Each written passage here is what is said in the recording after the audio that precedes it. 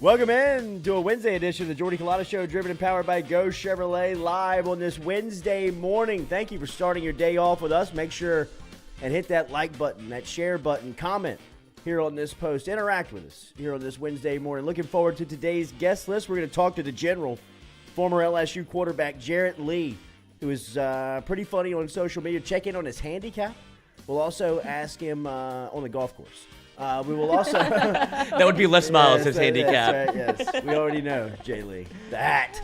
But we will also get a little perspective from him on this quarterback race. He was in quarterback competition a lot throughout his college career. We'll ask him what he thinks about the latest race in Baton Rouge and catch up with one of our favorites, Jarrett Lee, coming up here an hour from now. Jay Lee will be here at 8 o'clock this morning. Then at 8:30, Jay Ward, defensive back for LSU, going into his money season here in Baton Rouge, coming off of a very strong spring performance and really goes in as the leader in the defensive backfield, one of the leaders on the team. Looking forward to our conversation with Jay Ward coming up here at 8:30 this morning inside of the studio over here at FM Digital Media. Make sure and give us a like and share if you don't mind. And as always, daily, we're brought and driven to you by Go Chevrolet, our friends over at Go Chevrolet.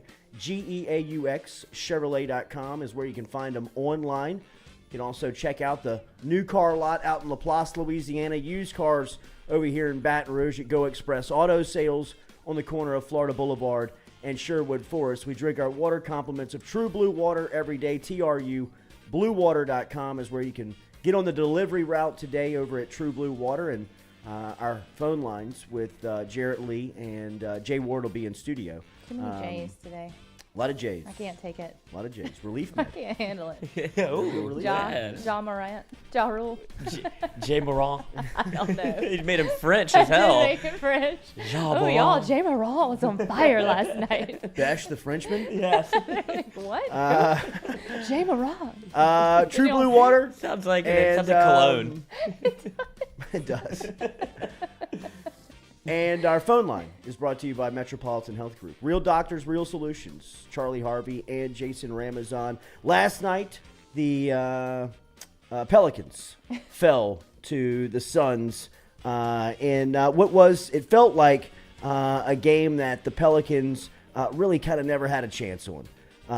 The game kind of seemed like they had walked into a buzzsaw early on, and for the first time in this series, the Pelicans looked tired. They looked a little run down, which, look, I think that they're a young team and they'll be able to kind of bounce back and find their legs to Game 6 that returns to New Orleans on Thursday night. But look, outside of Jose Alvarado, which Alvarado is just the defense he is playing on Chris Paul, that fourth quarter again, where he gets another 8-second count on Paul. I mean, this is you rarely see this, man. It's flashes of Dellavedova against Steph Curry in the Cavs-Warriors finals where you wonder if Alvarado is going to run out of juice, but he is bringing everything he has every time he's on the court. But look, Chris Paul he shot the ball better last night, 22 points. He had 11 dimes after a real bad Game 4. But really for Phoenix, it was all about Mikal Bridges, as Bridges was... You knew without Devin Booker, somebody was going to have to step up and take on the scoring void, that Booker left behind. And, in matching Booker's first half performance in Game 2 with the 31 that Booker had dropped, Mikal Bridges gives you 31 last night. So a really solid performance for the Suns. I mean, you saw how amped up that arena was. They were ready to go. Last night, the Pelicans were going to have to bring the juice last night if they were going to stay there. But I still thought that they had opportunities. I mean, that game could have been worse. I know the 112-97 score makes it, a pretty wide gap. But to me, it felt like it could have been worse. And it felt like New Orleans still has opportunities to win last night's game. And I still feel as confident as I did yesterday and over the last couple of days that they'll have a real chance to win this series. I think they win on Thursday night when it goes back home to New Orleans, and they'll force a Game 7. And I don't think that it's impossible to see New Orleans winning that game. They have rattled Chris Paul in this series. And again, If Paul can bounce back and give you 19 in the fourth quarter to win the series, then you tip your hat. If Mikal Bridges can score 25 on a night where he's got to score 25, if he can do it again, tip your hat and move on. I thought some things last night were, open for the Pelicans looked run down. I just thought that they looked gassed. Mm-hmm. Some things that Willie Green even had done better in the series. It felt like he was a little out of touch with his rotations last night. Kept some guys on the floor a little longer than he usually does. Kind of didn't have that dial in from the sideline like we've seen him have throughout this series and throughout that playoff push at the end of March and into April. So it was one of the first nights that I think we've seen the Pelicans play over the last couple of weeks where they just didn't have it. Just seemed off. And look, when CJ McCollum continues to struggle like he is doing, it is going to be tough for Brandon Ingram to take it on every night. I think that Ingram and even him struggling a little bit last night is he's carrying the load, man, which a superstar does. And I don't think that Ingram is running from, but you need some help. And McCollum is averaging 23 points in this series, but he's averaging it on 21 shots a game, right? I mean, his efficiency is just, it's almost tough to overcome. A lot of dead possessions, a lot of wasted possessions for the Pelicans. One shot rebound for the Phoenix Suns and get out. Even though the Pelicans have dominated the boards in this series, they've still got to make shots. And the guys who make shots on this team, CJ McCollum, he's doing it, but he's doing it at such an inefficient rate where he's having to shoot the ball so much to get to his numbers. He's got to knock down open shots. I mean, I thought everybody outside of Jose Alvarado last night deserves some criticism from the head coach down. But to be expected in a 7-game series, and that's the first time, even in game one, I mean, they gave themselves an opportunity to win it on the back end, right? Coming off of a real emotional playoff push. I mean, they had played, 5 games or 3 games in 5 days in 3 different cities to get into the playoffs, and then they show up after just a day and a half rest to play the 1 seed, and they still make runs in the second half and show you their youth, show you their energy. And for the first time last night in Game 5, it had looked like the travel, the emotion, the series had kind of caught up to them, and they just didn't have their legs. They weren't making shots. Been here before, right?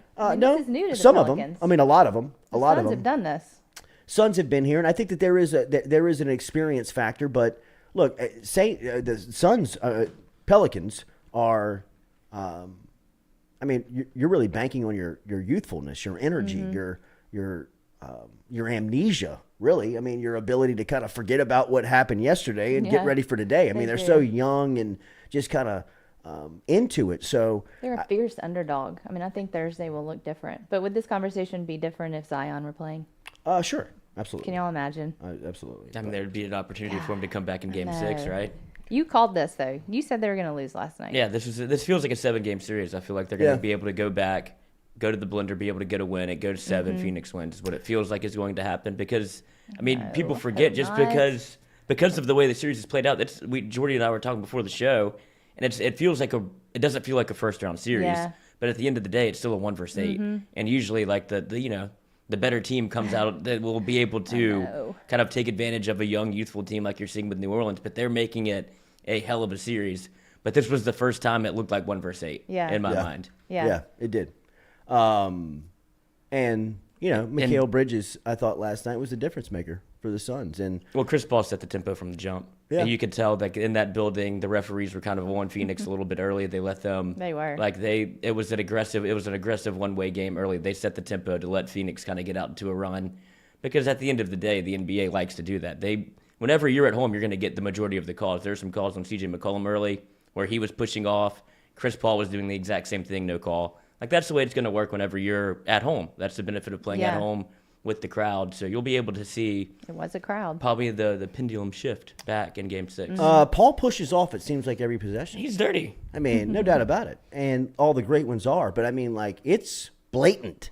He extends his arm off of his left. I mean, it is a very old man pickup game type guy. I mean, It's so obvious. And look, I know that superstars and veterans of his stature get away with stuff, but I mean, every possession.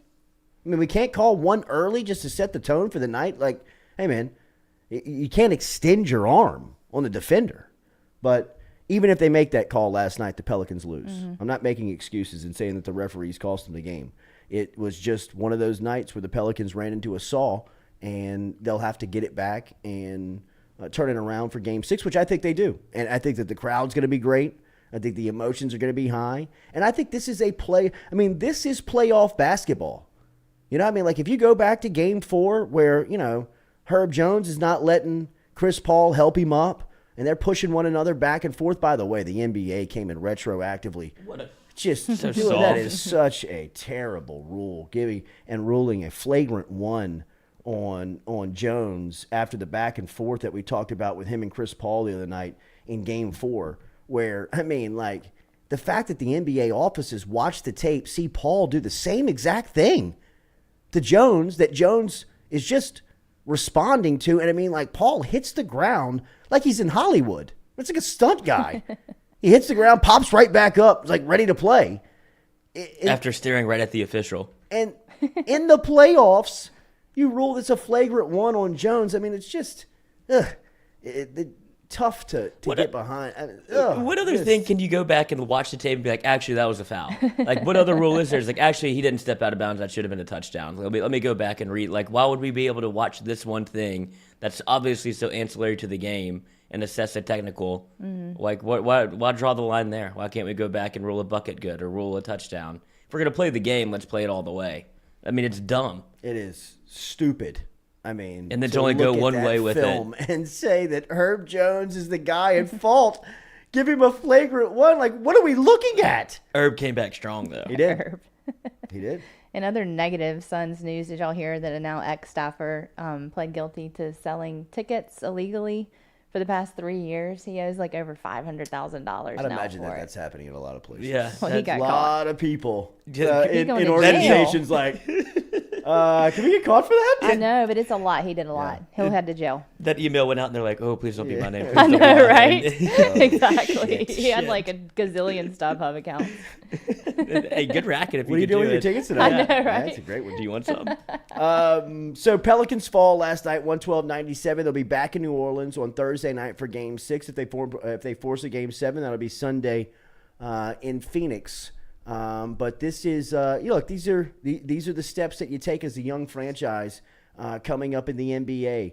This will be, whether the Pelicans can advance or not, this will be a great lesson and foundation for this young group going into the future. It really will be. So it's been a fun series to watch. I expect Game 6 to be another really fun environment and good basketball. It feels like playoff basketball. Like we said, both teams hate each other. There's a little bit of hate on one side. Both sides don't care if one sides hate each other. That's the good stuff of competition, man. You're getting the best out of both sides, and you're playing at an elite level. This is good entertainment. This is what it's all about. But the Pelicans last night, they just never had a chance. They were 5 of 25 from the 3-point line. And they were, you said, struggled, they struggled, but they kept firing, and that's what's. Like I said, this is what happens in the playoffs. Whenever you go to an away series or go to an away game, the ancillary parts don't usually play as well. That's how the Pelicans were able to steal one. Is everybody played great that Game 3, and so they were able to get one. But now you kind of see everything falling back in line. And whenever the Suns were at home, you saw Mikal Bridges, Thompson able to hit shots, and that's what kind of separates the game. It's the pieces around. The game Thursday? I am not right now. I think we're gonna have we're gonna do something with the Watch draft party? and the Pelicans game. Is the Pelicans game 9 o'clock? It's not the late It game can't again. be. It can't be. Please Brutal, no. bro. It's brutal. Here it is right here. Game 6, 4:28 on TNT, 6:30 Central. Oh, Let's nice. go. I can handle that Yeah, it's easy. easy. That's easy. It's easy. I really want to go, though. What time's the draft? 7, Yeah, probably. 7 o'clock. Yeah, that sounds good. That sounds Yeah, why right. not? Or 8, one of the Sounds prime right. time. Sometime around there. All right, stick around. We're going to talk to Jarrett Lee coming up here at 8 a.m. this morning. Well, I thought we'll see. He's showing he's at a cattle ranch with no No earbuds. Wait, what? He's like, I'll give it a go anyway. He's like, we'll test call you real quick in the break. So Are you serious? A cattle ranch. that's what he does. He's showing a ranch.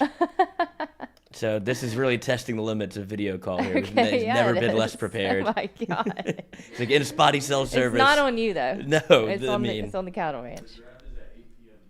Oh, 7 o'clock Central. okay.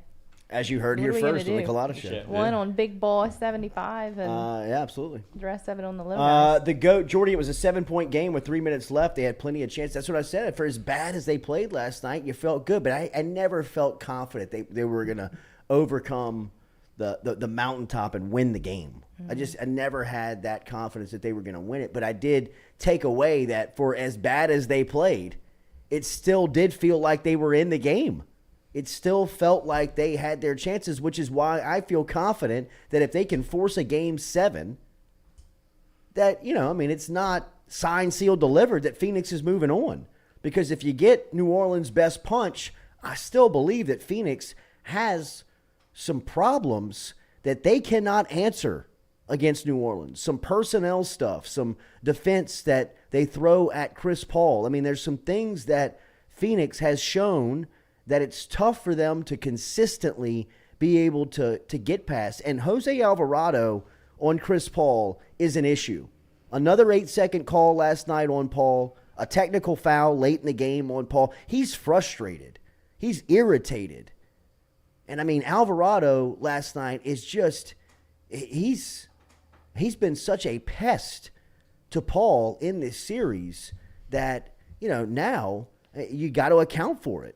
And Paul has now let it enter his psyche, into his head, and it's affecting the way he plays. So, look, I thought Paul played better last night than he did in Game 4, but you still see signs that he's rattled. Alvarado is getting to him. And if that's the case, and, the Pelicans, they're not going to be 5 of 25 from the free-point line every game. They're going to figure that out. C.J. McCollum's got to get right. He's got to get right. I mean, he's so integral to what they do. He's such a liability on defense right now. I mean, it's almost as if you're playing 4-on-5 on that end because he's just his legs look heavy. Really. I mean, his legs and his feet look like they're just the trade, the travel, the second half push, the games, the emotion, all of this stuff looks like it has caught up to him more than anyone.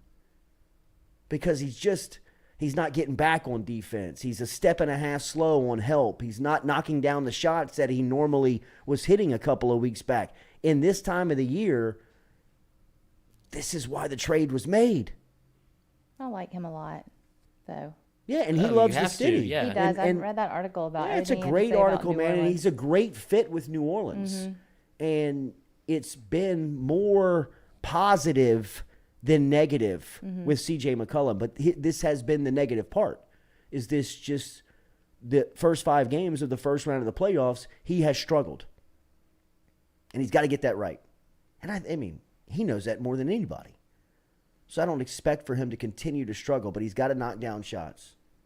And I would say all of this is lanyap. You're not even here without C.J. McCollum. For sure. So, Absolutely. But you can tell that he's probably wearing the brunt of this as Brandon Ingram has turned into, I would say, a superstar almost during these playoffs and how he's been able to score the basketball. C.J. McCollum goes back to the role of almost second, 1A, 1B as he was with Damian Lillard. And so he's kind of finding his way again because when he first got to New Orleans, he was scoring 30 points a game. C.J. McCollum became the offense. So he's finding his role back into kind of a Robin again. But he's also probably, like you said, worn out from dragging the Pelicans after the All-Star break and kind of asserting himself as the team leader. So this is a tough go for all of them. 3-2 series lead now here for Phoenix as the series now shifts back to New Orleans. That'll be Thursday night. Brandon Ingram had 22 last night, and C.J. McCollum had 21. So, not a terrible night for the two of them, but just not the night that they have to have for you to win. Another number that stands out outside of the 5 of 25 from three-point line is they had 15 turnovers. That's you go on the road in that environment against a team that's knocking down shots and playing like Phoenix was last night, and then you give it to them 15 times. That's just a recipe for disaster. It's not you're going to have to play nearly perfectly, outside of those 15 turnovers to win the game. And well, that's what Willie Green said in the huddle. It's like, you give them the ball 15 times, what do you expect to happen? They're the one seed at home. Like, you're gifting them a game. Right. Well, with a point guard like Paul in the open floor off of a turnover is just stealing. Absolutely. I wonder if Booker will be back in tomorrow. He's very animated on the sidelines. He's into it. Yeah, he is.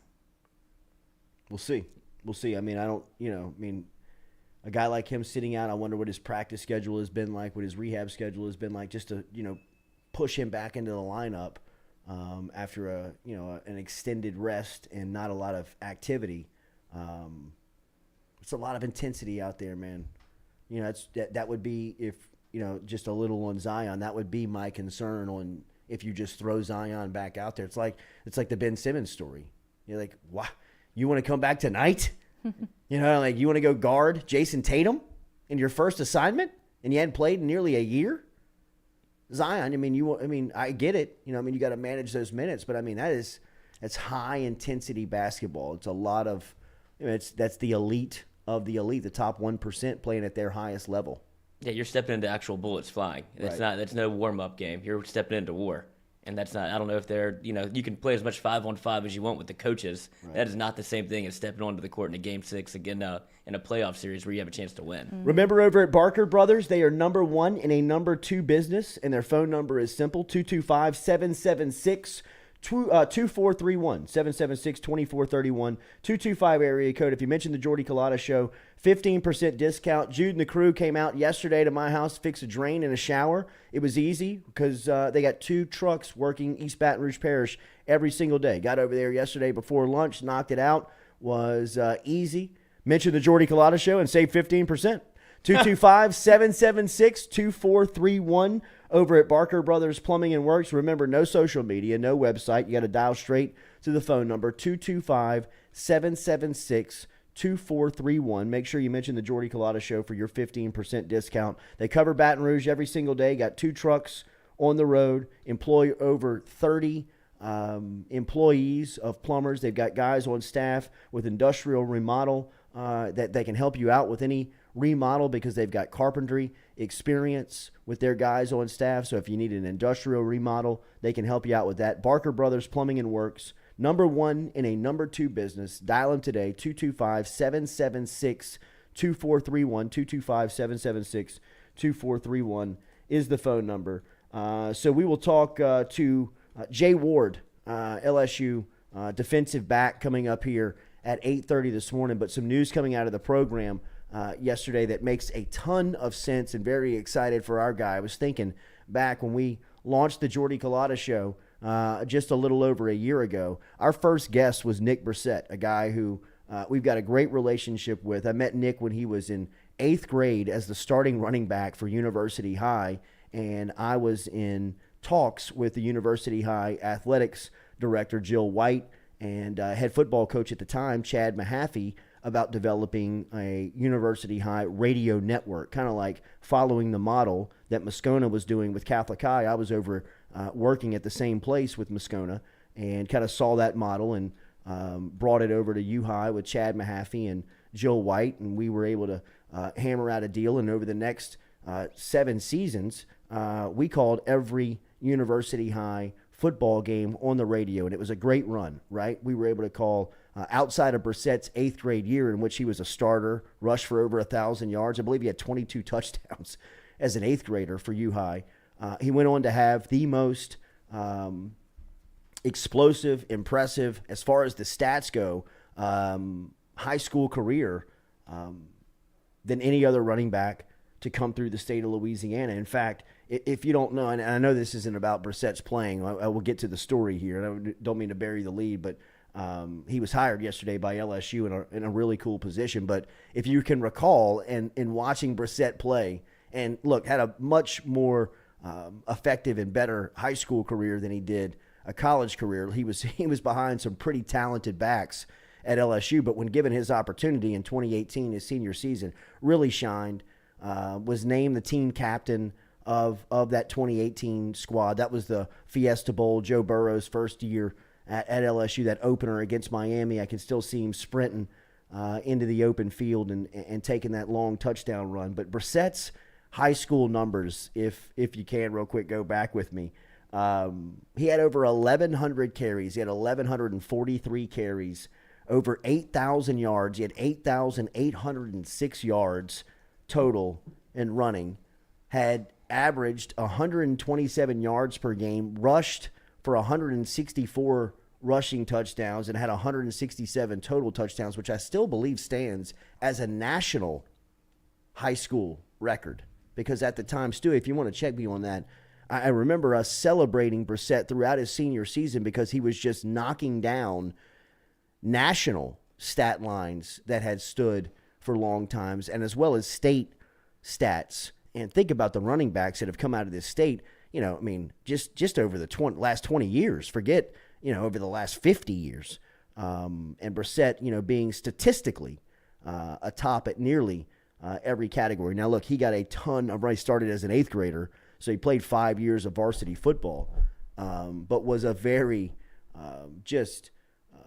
fun competitor to watch play and watch him. He played his best in big games, and then, as we said, was recruited. And it came down to LSU, Texas in his recruitment.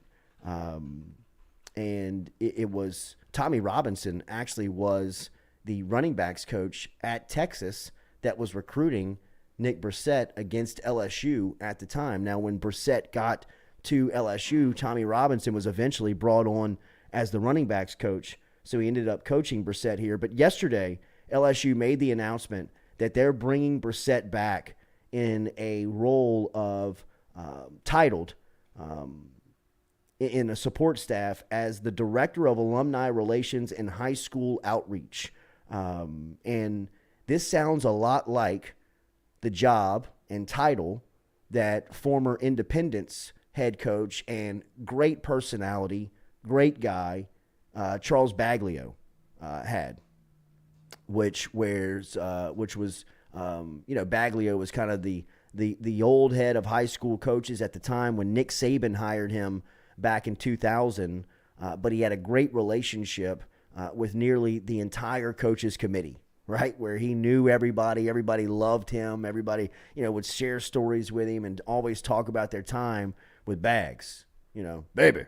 I mean, he was just great dude. But he had that job for the last 22 years. And not to say that it had grown stale, but there was a lot of turnover in that time period of high school coaches and personnel and guys. It's a young man's sport. High school coaching is real, really these days, the majority of the sidelines are filled up with a lot of young people. And Charles Baglio kind of lost touch with, the guys that he had relationships in the time that he had gotten the job. There were still some guys that were a part of that fraternity that, Bags had kind of created and started and seen grow. But for the most part, there was a lot of new faces. And a guy like Nick Brissett, who has coached over at U-High the past 2 seasons under Andy Martin, new University High head coach who took over for Chad Mahaffey. Those guys, as we talked to Jaden Alsbury here yesterday morning, won the state championship last season, so had a lot of success. Brissett was a part of that team. He was a part of a couple of state championship teams while he was a player at University High. But the point of the matter is that he's got a lot of good relationships now built into the coaching community because of what he's built up over the last 2 seasons. He's also done some personal training for young athletes, young football players at a facility here in town, which has given him the opportunity to meet a lot more people.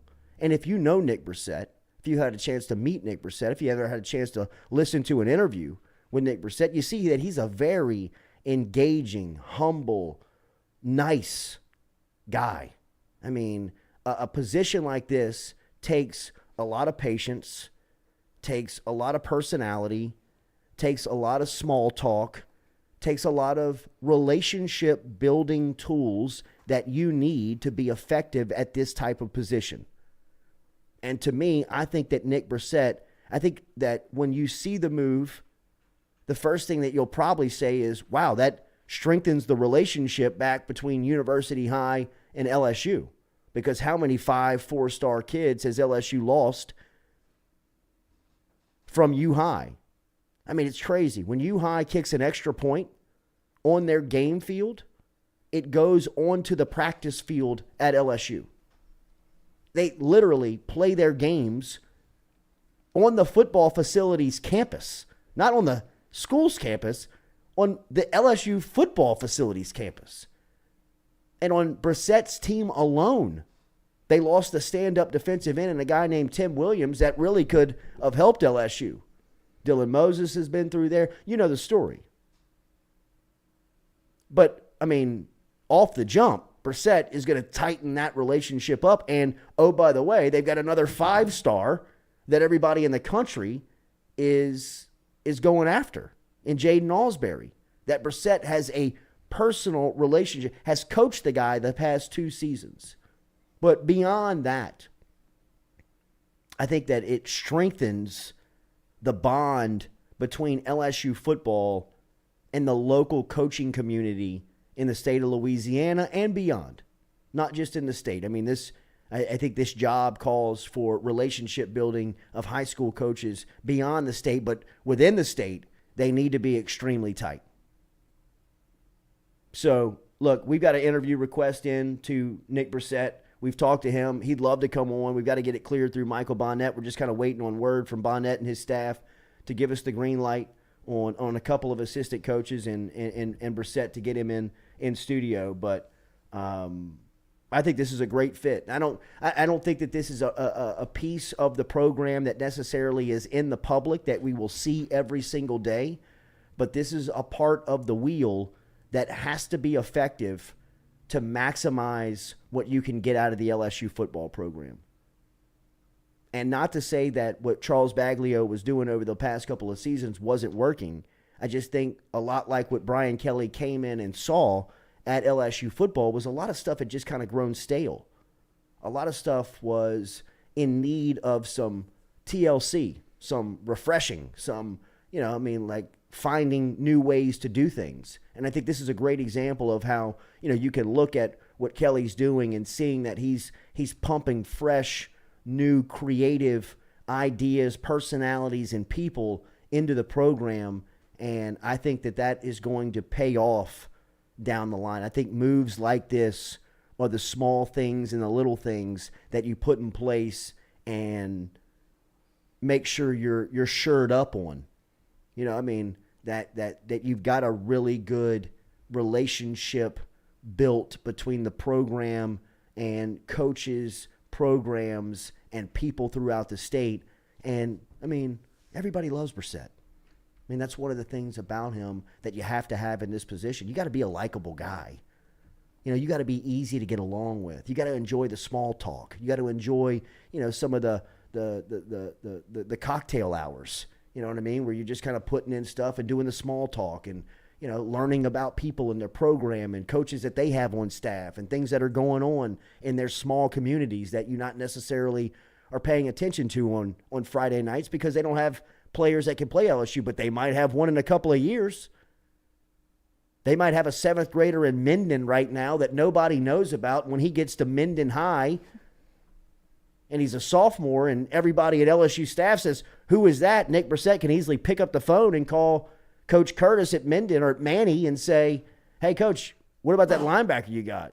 Is he thinking about LSU? Absolutely he is, Nick, because of our relationship that we have with you. We respect you, so we want to give you an opportunity to recruit that guy. So I think that this is an integral piece of a college football program. Who do you think floated the idea to Brian Kelly? I wouldn't imagine he would be Frank Wilson. You would think so? Absolutely. Okay. Because I would think that it would be somebody like that. Right. Maybe Greg Stringfellow. People that have been around Brissett know him and have been a part of the program while he was here. I know Wilson wasn't here, but he knows Brissett very well. Recruited him hard, built relationships with him. And like I said, he's on LSU's campus for 5 years and one of the best running backs in the country. So, it's a great fit. Right. It's a great fit. Do you think that U-High relationship was strained to that point where they almost needed to bring in a U-High guy? I don't think so. I don't think Or that the talent there is so important. Yeah, I think that there is. You got to clean that relationship up, and I don't think that it's in dire straits. You know what I mean? You've still been able to get guys from U High. Garrett Brumfield, Nick Brissett ended up on LSU's campus. I mean, they had Jordan Gilbert last year. Jordan Gilbert ended up at Texas A&M last season. I think he was somebody that they really wanted. He was on U High's campus, 4-star safety. You got guys in the pipeline that are coming up there. I mean, Jaden Alsbury's a 5-star, but they got more than him. Right. So I just think Jaden. What did Jaden say yesterday? 25 freshmen show up for varsity football this year. I guarantee you out of those 25, they got 8 dogs. Yeah. You know what I mean? But Moses' younger brother. Yeah, Dylan Moses' younger and brother. Landon Collins. Dylan Moses' younger brother was a starter last season for them as a freshman. And they got a starting linebacker that transferred over from Parkview that if he's not a player, he looks like one. You know what I mean? When he shows up, he's the first off the bus. And then you show up and watch him play, and I mean, he's a sophomore, he's a freshman. You know, I mean, the future is bright at University High. So, I mean, to have a relationship in place with somebody that can explain why it's important to, because I feel like or just walk into those halls and have a little respect. Brissett's a god at U High, right? You know what I mean? I think there was discussion on retiring his number at U High from all of the accomplishments and things that he. Well, and he could push the message. It's just because you grew up on campus doesn't mean you actually went to LSU. Because I feel like a lot of those kids that leave, like, I've already been to LSU, I've been through the buildings, but you never ran through the tunnel. You weren't on the team. You didn't get to wear purple and gold. A lot of them, I feel like the message of LSU has grown stale, but he can kind of look. There's another layer to this that y'all haven't experienced yet. Mm-hmm. Yeah. Reed Rule says players at U High are so saturated with LSU from an early on. That's why I feel like they want to see something different. That's a good point, and I think that there's definitely something to that, right? I mean, when you think about, especially guys like Jaden Alsbury, he started at U High when he was in like pre-K. You know what I mean? Like, he's been at U High for his entire life. Not only that, like he said yesterday, I mean, he's had carte blanche access to LSU's institution over his entire life, not just the football program. I mean, that guy could see, the 6th ring of the Pentagon at LSU if he wanted to. Whatever access he needed, he's had at LSU. So there is something to be said of, hey, man, I'm ready to see something different. And you can go play on a scholarship at anywhere you want. I know that, like, Ohio State's made a big impact on Jaden Alsbury. I know, like he said yesterday, Notre Dame is making a huge run at Alsbury. And it's like, as much as he was saying at the end of the interview when talking about the emphasis that his mother places on academics, I mean, there is a real there's a real vision for him to go play at an academic first school. Right, a Stanford, a Notre Dame, some of these schools that compete, or Virginia. I think he wants to play football. No, he does. Yeah, he does, and he's a football player. Right. I think it would be. Like, you can go. But I don't think that Ohio State's out of it. I don't think that Michigan's out of it. I don't think that Notre Dame's out of it. And I think that those programs are selling him that you can play football here. You can see things different, but, the addition of Nick Brissett, it sounds like Brian Kelly has recruited him pretty straightforward, even dating back to when he was in South Bend. Right. And maybe that relationship with the university and the program, you can spin in a positive. I don't think that it always has to be a negative storyline. I don't think that it's something that, you have to look at and say, hey, man, this is home. This is your home. You're comfortable here. There's never going to be a space that you don't know where you are on this campus, in this facility. Where you talk to the right people. Where you can get to where you need to be. Makes the football part easier. Yeah. You don't feel like you're, like you said, lost on campus or looking like where's Coates Hall. Like, he knows everything about the LSU campus. You get to shift and focus on football only, and in turn academics. It's not learning a new area. It's, hey, I've been here before. I know the lay of the land. And it's a great way to be a leader also. You get to show people around. Yes, but also kind of boring. Could be. George the Greek. I thought Jaden committed to Auburn. That's his brother, Austin Alsbury, Portal. is committed to Auburn. What did you say? Colton Mack is crushing me because of Virginia. He's not going. I know he's not going to Virginia. I was kind of scrambling on academic football schools that you sell, and you're right. Ole Miss. Hughes Bowden. If academic first is school is important, then Alsbury's are so important. Then why did they send their kids to U High? All right. Oh, what? You got to proofread some of these things. All right. Easy, Bowden. Your kid didn't get in, I guess. Remember, Daily, we are brought to you here by Edward Jones, our friends over at Edward Jones. Get in touch with Daniel Newman. Daniel.Newman@edwardjones.com. Let him give you financial advice today. He's our financial advisor. He works directly and is an expert in the field in the industrial space. So if you work with any of the plants down here in the industrial space and you've got questions about your financial 401k, whatever you have going on, some investments that you're looking to make, let Daniel Newman give you advice. He's got great experience in that field. 225-261-8262, 225-261-8262, an experienced financial advisor over at Edward Jones. Daniel Newman. He's out in central Louisiana. Check him out today. Daniel.Newman@edwardjones.com. Let us get a quick break in here before 8 o'clock. Let's test this call with Jay Lee before we talk to Jarrett Lee. But looking forward to the second hour today because Jay Ward is going to be coming through. Jay Ward will be through here at 8:30 this morning. We'll ask him to wrap up spring practice from his point of view, what his expectations is heading into his money season here at LSU. And how good is that defense, man? That front seven, I'd imagine, takes a ton of pressure off of a very young and new-face-filled defensive backfield at LSU. So Jay Ward here at 8:30, former LSU quarterback Jarrett Lee at 8 a.m. Still have our mailbag segment coming up here today. Got a sounder ready. Nice, the sounder's ready. So probably 8:15ish on your on your mailbag segment. Make sure you hit the like button, share button, comment button. We've got a push for 10,000 subscribers going on here at the Jordy Culotta Show. We're just 200 away, nearly 200 away. So if you have not subscribed to our channel, make sure that you hit that subscription button. And once you hit that subscription button, just hit the bell right next to it so you're notified every time that we go live. Like yesterday, we did a really cool thing with Crowd Push, giving us some insight on some name, image, and likeness stuff that's been going on and circulating around not only LSU's campus, but campuses all over the country. We had some gymnasts that came through here that talk about their experiences, what they learned of NIL, how they see it evolving. It was a really cool conversation brought to you by our friends over at Crowd Push.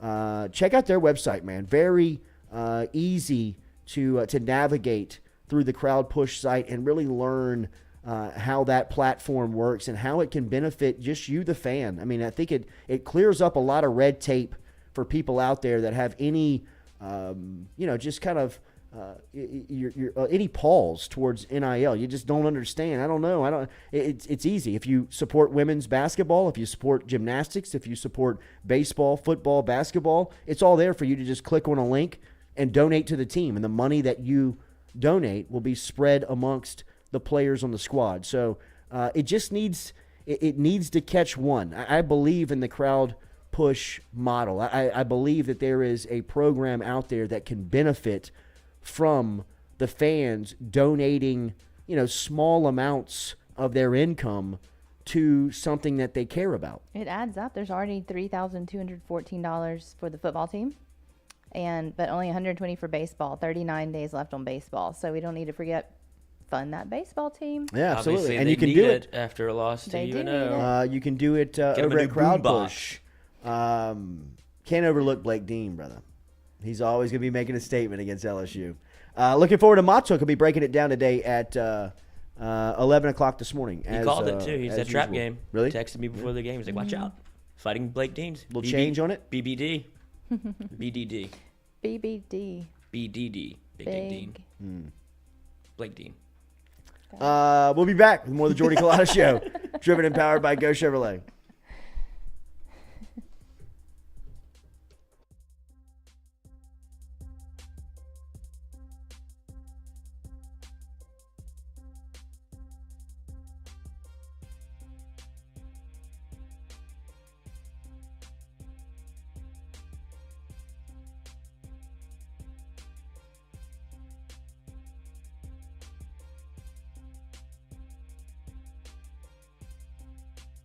big is the challenge?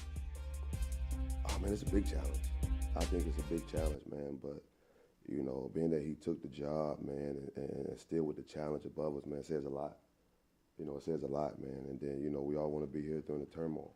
And whatever happens, you know, we want to be here, and he wants to build. He wants to build from here. He didn't run away from the adversity, and that says a lot about a man like that. I remember going to the Tennessee camp. Oh, this is a great story. And I had locked everybody up. Yeah. Like, literally, I was licking my chops, and I'm like, yo. Jarvis and Ozell are there, right? Everybody was there. Like, Yeah. I'm like, all y'all get in line. Like, everybody, come on. I'm going to go Get back in line. I'm going to go rep after rep. And then it really kind of turned into a show where none of the DBs wanted to go. Yeah. None of the receivers wanted to go. It was literally, then it turned to me and Jarvis. Right. Just one-on-one. You know what I mean? So,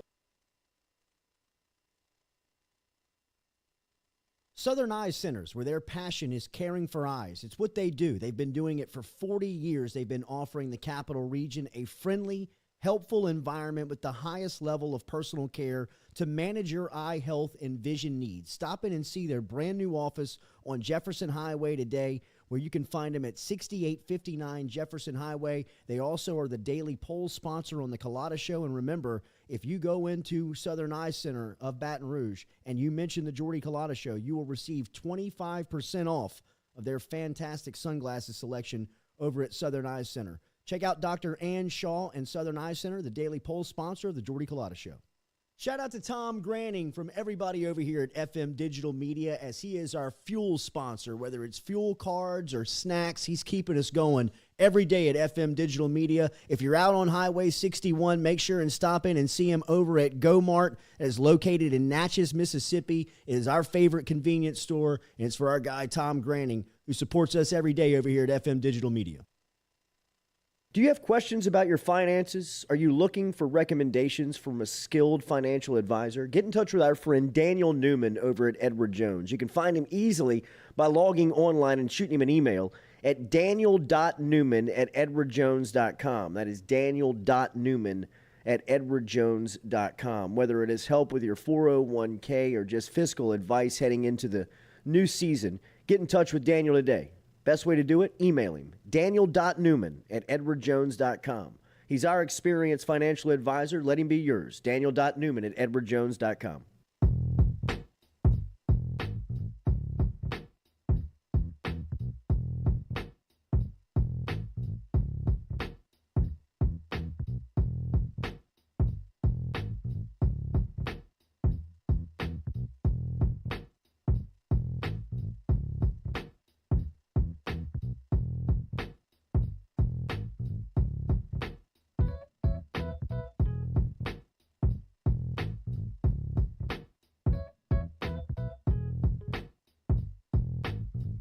$10 super chat. Cody Boudreaux with a $10 super chat.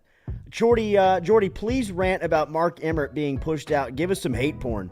Make me feel good about how bad I am at my job when I know others out there are worse at their jobs. Very well said, Cody Boudreaux. Yesterday, the news came across the wire that Mark Emmert is out of the NCAA. He'll be stepping down when his replacement is selected and in place by June of 2023. The organization announced yesterday. An NCAA release said Emmert and the NCAA Board of Governors reached a mutual agreement to have him step aside. If you remember, just a year ago, the NCAA announced that Emmert had received a contract extension through 2025. But back in January, the NCAA's member schools adopted a new constitution, are now in the process of transforming the structure and mission to meet the future needs of intercollegiate athletics. I'm putting your name in the hat. Sure.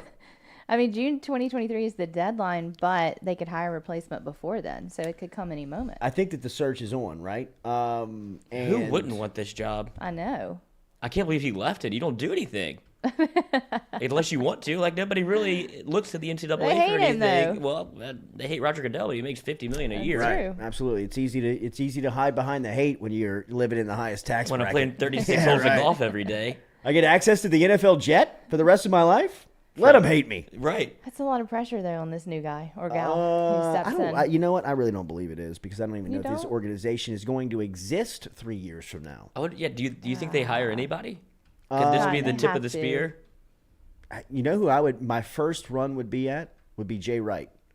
I would call Villanova's, now retired head coach, which is something that we haven't talked about here a lot. But, Villanova and Jay Wright, as we were describing inside of our Final Four coverage in that weekend in New Orleans, Jay Wright felt like he was supposed to be there.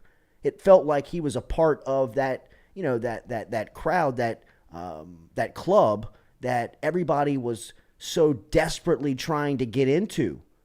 The blue blood, well-respected, almost untouchable college basketball coach, Bill Self, Mike Krzyzewski, two of the four that were at the Final Four that weekend. North Carolina was there, and then Jay Wright and Villanova. Wright felt like he was about to take over really the top of the mountain in college basketball, and he feels great for the game. It feels like a void has been left without him there. Well, he's going to the NBA, right? It didn't sound like he didn't. It didn't sound like he was totally turned off by the idea. Mm-hmm. He did a lot of media yesterday, and I was in my car I was driving a lot, and was flipping through a couple of national sports talk shows, and a couple of stations had Jay Wright on. He had obviously kind of filled up his press docket yesterday and said, "Look, this is the day that I'm going to start to make my statements." It didn't sound like he was totally turned off by the NBA, but his NBA experience was coaching the Dream Team alongside, Popovich and some of the top-end coaches in the league. And even he, yesterday, I heard him admit a couple of times, I know that's a dream. That's not reality. That's not the reality of coaching an NBA team for 82 regular season games, managing the personalities, the travel, the back-to-backs, the playoff pushes, the playoff runs, the draft. It is not a college basketball gig. A lot of these guys are making pro money coaching 30 games a year in college. It's a totally different animal to bite off 82 regular season games, manage the personalities that are making more money than you are. I'm not saying that Jay Wright can't do it. I'm just saying, why at 60? If he's stepping away saying, hey, I just want to kind of enjoy my family, enjoy my time, enjoy my money, that ain't the way to do it. But also being the president of the NCAA is probably not the formula either. Right? I'm just saying that would probably be my first call. Just to keep him around college athletics in general would be my point. But, what's the true job, role, and title going to be of the NCAA president? The organization has lost so much credibility and respect. I really don't know what the point of the organization is going to be a year from now, 2 years from now, hell, 3 years from now. I don't even know if it exists. By the time Texas and Oklahoma get to the SEC, they're going to be running college athletics. The conference will be. Who's to say that they're not just the power structure? Or if there's just not some super... The future of college athletics, as we've heard over the past couple of weeks, some of the dominant personalities of the sport, Nick Saban, Dabo Swinney, have called it unsustainable. At some point, it's going to blow up. But the NCAA is not governing it. They're not going to come forward with some plan that's going to make it right. They're going to be extinct. But they're supposed to be governing it. Yeah, but they're not. Point? Someone has to. Yeah, well, I think that there are smart people in conferences that are making a lot of money and seeing what the NCAA is mismanaging and saying, hell, we can do this. Mm-hmm. Let everybody be in charge of their own conference. Why not? I don't know. Instead of some governing body that you can't focus on every school. College There's athletics got got to too be big. somebody over them all, though. No, I think the NCAA is done. They still Why? done. It hasn't worked. Government. It hasn't We worked. need it. though. No. Wow. It's just Big government girl. SGA. But I feel like the NCAA did their job. They got their black hat that they wanted. Now they can be done. yeah, and I believe that, and as we get further away from the ruling of LSU basketball, the more I believe that the punishment is done. I really do. Really? You think so? Yeah. The NCAA wanted Wade. There's no secret to it. They've now gotten Wade and every administrator that was tied to his regime at LSU and nearly every player. What else you want? What else you want?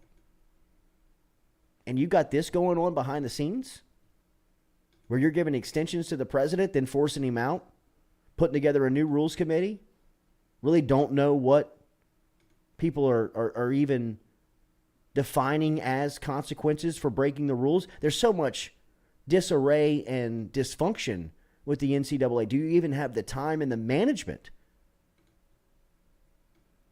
to strike down any consequences to a school like LSU when you haven't budged on schools like Kansas? I think it's just a thank you. It's over. Give us 2 scholarships for the next 2 years. Okay, cool. But no postseason bans and, no black cloud hanging over your program. But I mean, it's crazy to see all of this happening, and I'm not. But as soon as Wade's fired, they changed the legislation on how the NCAA operates in Washington, D.C., and they're pushing the president out. I mean, you don't think they had an agenda? Or you don't think that Wade was a part of the agenda? It's much more than Wade and bigger than Wade, but I mean, obvious that it was him that they were after. Oh, yeah, the timing is suspect. Do you think that I didn't even think about that. Do you think that they're forcing him out as opposed to him wanting to leave? I mean, why would you want to leave That's that what gig? I didn't think about that. Why would you want to leave the that gig? gig? Yeah. I mean, You what's don't that do guy anything. do all Everyone day? hates him He at some spends his point. day at the spa. Right, he does. He's And he walks unbothered. around in a robe all day, You know getting who'd be- massages, and I mean, he's sitting. He does nothing. Does one meeting a year. Does nothing. How'd March Madness go? Great, Did perfect. you see how nervous he was? And we all would be, but I mean, the fact that he was in Washington D.C. having to defend his mom. Did you see the angst? He was like, I don't even know what we do. I don't even know my organization. I mean, can you get me back to my masseuse parlor for God's sakes? Oh, I had to go to work today. It There's was just brutal. too much reform happening, and they need new leadership. They got to reorganize. You know who'd be a He great can't pick? stay. Joe Oliva. He's the best It at would doing be nothing. It would be a God. dream for Joe Oliva. We don't need somebody that does nothing. That's the point. You can't bring in there's some nobody- taskmaster to try to reform I don't college think that there's- I athletics. don't It's think so that far there's- gone. Yeah, it's so far. It's so that's far so negative, gone. y'all. No, that's a positive. You don't want. Yeah, college time- football is exactly now is what the it's time supposed to be. embrace it. Yes. Now is the time to accept it. Now is the time to admit that your organization has been corrupt for decades. I mean, again, we're all watching Winning Time, right, on HBO. In the second series, in the second show of the series, Episode. in the second episode. Thank you, Jesus. They show how corrupt I knew you were gonna get Tarkanian and there. UNLV were in the 70s. They killed a man. I mean, this stuff's been going on for decades, and it's all been under the NCAA's ruling. You've never had a grasp on any of your schools. You've never had it's always been a pick and choose authority, right? We'll go after them. Oh, well, we didn't keep going after them. Sure, we'll go after them. I mean, it's a house of cards. I mean, it literally is. I mean, it has no teeth. It has no structure to it. It has been fooling the schools, the players, the programs for its existence, and now it's being smoked out. And as the Supreme Court Justice told Mark Emmert when he sat in front of him, he said, this business model would be illegal everywhere. This is inhumane, men. I mean, in a capitalist society, this can't fly. So it's up. You know what I mean? You've been caught. And things are changing. And the NIL stuff and the transfer portal, I think that's what probably Jay Wright looked at and was like, screw this. I got how many millions in the bank? A lot of them. Cool. You got 2 national titles? Awesome. I'm out. I'm not dealing with this anymore. And maybe you say, hey, Jay, you want $3 million more a year? To be the face and wear your fancy suits and give a couple of good speeches at the NCAA tournament about the direction and where the NCAA is going as long as we can until this ship sinks? Because it's sinking.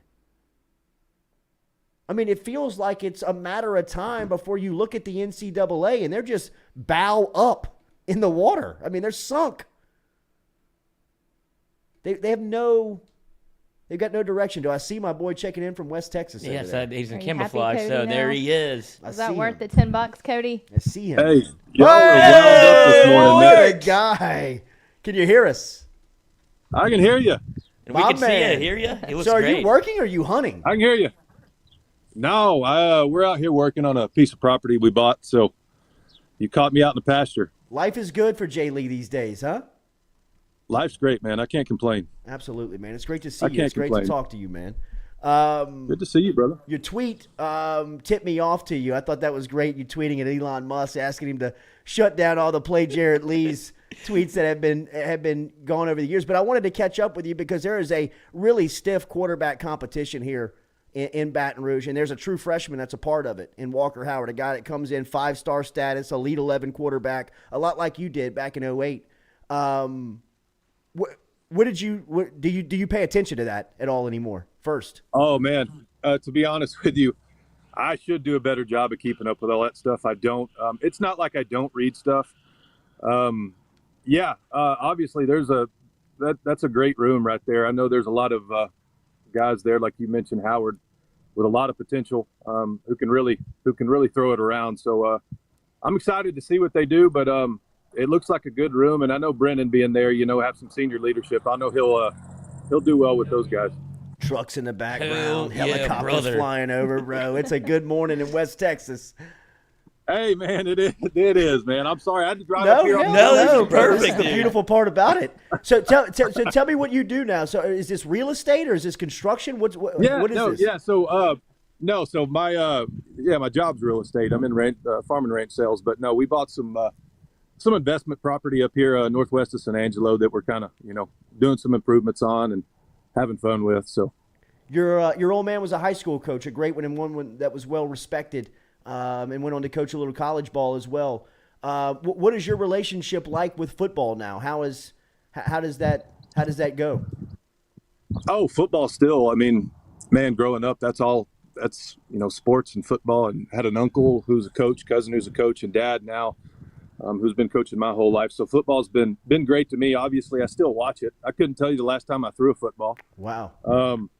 But yeah, my dad, he's now the offensive coordinator at Abilene Christian here out here in West Texas. So he's back home. So we'll get to watch some of those games, and they play some good competition. So we're excited for them. Do you watch LSU? Do you keep up with college football? Yeah. Sure. I keep up with college football. I still watch LSU, and LSU was very good to me. The game of football was good to me. So I'm very proud, and we had a lot of good times back playing college football, and still talk to a lot of the guys. So, but yeah, of course, I still watch games, and very proud LSU alum. What was your point of view of 2019? What did you think of that team? 2019? How good that team was? How good were they? I mean, that was just that was a lot of fun to watch, and to see those guys. Just the SEC is just so solid, just week in and week out. I don't care who you're playing, and just see them dominate like they were. And then Joe Burrow just throwing it around like he's in some air raid early 2000 Texas Tech. And he was, I mean, it's just like, it was just insane what he was doing, How badly did you want to be in that offense? It's like, oh my gosh. I would have loved to, that would have been an offense I would have loved to have been in for sure. But 2019 was a lot of fun to watch. Yeah, Mettenberger came through here during that time, and he was kind of like, where was that? Just like I could imagine all of the ex-LSU quarterbacks looking at 19 saying, my God, look at this heaven that Joe Burrow is playing in. Yeah. Yeah, no, it definitely was. I think that's any quarterback would want to play in that offense. And then, Burrow, he's just a special player, so that just added to it. And but it was a lot of fun to watch, man. Tyrann Mathieu came through here a couple of weeks ago and had a great sit down, man. It was about an hour of just sharing stories and his life, and he talked a lot about that 2011 squad and just some of the memories that he had from that team. When you think about him as a teammate, when you think about that team, what jumps out about that season to you, who had such an impact on that year? Well, first of all, Tyrann was a great teammate, worked hard, played hard, just a special player. And so it's fun to watch him continue and have success in the league. And he was a big part of, obviously, of that success of 2011. But yeah, no, that was a special group of guys. We had, I think any team, good team you have, it all starts with, I think your junior, senior level leadership. And when you have good leadership there, it carries over onto the field. And we had some great leadership that year. And our defense was just salty, man. Yeah. I'll say, that defense they were so good. And so it was, but it was a lot of fun. And we won a lot of games. And I look back at that year often. How good was that defensive backfield practicing against them every day? We talked to Ty about, we asked him what's the best team he's ever played on, and he said that LSU 2011 team, that defense, he said for as good as they were in the numbers and the stats he still said people don't understand how good they were. You probably do, practicing against them every day. How good were they? Oh, they're as good as I've ever seen. They're just were really a lot of quality players, and they did. You didn't play against a better backfield than those guys day in and day out, and so they did. They made us better every day, and I think that was part of a lot of our success.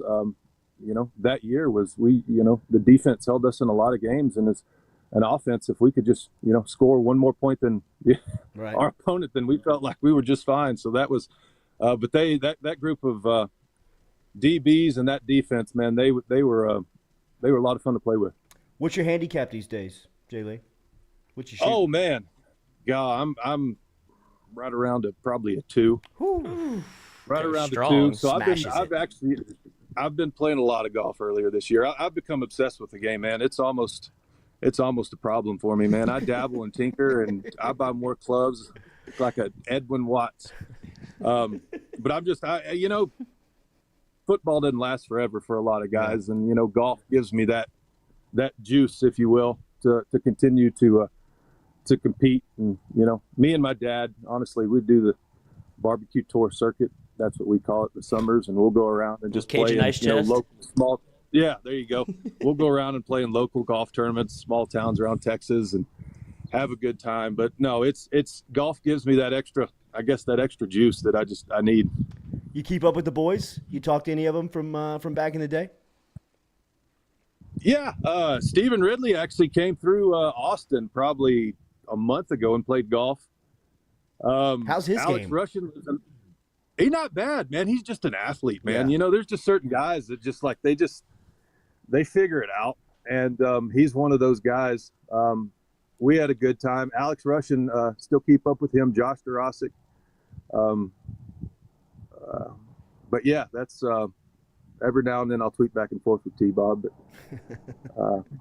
that's pretty much it, man. Tell the story about you and T-Bob fighting at halftime in the national championship game before I get out of here. Hey, we got in a huge fight and all this kind of stuff, and man, how many times do you get asked about it? Like a real? God, every day, Jordy, every day. It's like crazy. It's part of it, man. Yeah. It's part of it. But I wish I could give some kind of story on, somebody was at the casino late one night and didn't get. I wish I could give some kind of crazy story that everybody wants, but there's just barely one on the team, dude. Right.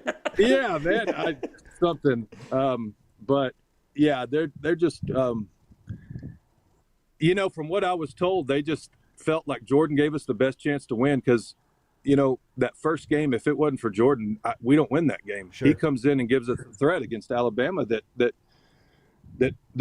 helps us win. And so, that's kind of the approach we went in with that last game. And would I've loved to have been given an opportunity to come in? Sure. Who wouldn't have? Sure. Who knows what would have happened? We'll never know. But, it's one of those deals. I wish there was some kind of – that whole tweet, man, the timing just felt right for it. I don't know. It was great, it was kind of fun. I'm sure there's a lot of passionate fans who don't think it's funny, but anyways, I wish I could give some kind of story, but there's just not one. I tell you this, you and I have talked about this. My favorite memory of you is your first game at Auburn, Jordan Hare, where they put you in and you throw that true freshman pick six on the drive of your first one to the screen route to the outside to Keelan Williams.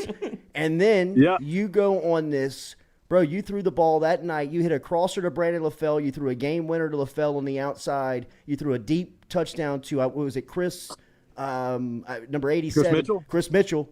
You threw a deep one to Yeah. him that night. But that was my favorite. That was where you just saw Jay Lee just slinging it, man. Is there anyone that jumps out to you when you think back on it? Jumps out as far as Just like who I playing remember? memories. Yeah. Oh man, golly, so many. Yeah, no, man, I think back to 2008. Brandon LaFell. He was a lot of fun to throw to, and he was a big help in that season, and just helping me stay positive. It's funny in high school, and there's a lot of athletes like this. I just felt like with my arm, I threw it so well and had a quick release that when a lot of people would escape, I could get away with it with my arm. Yeah.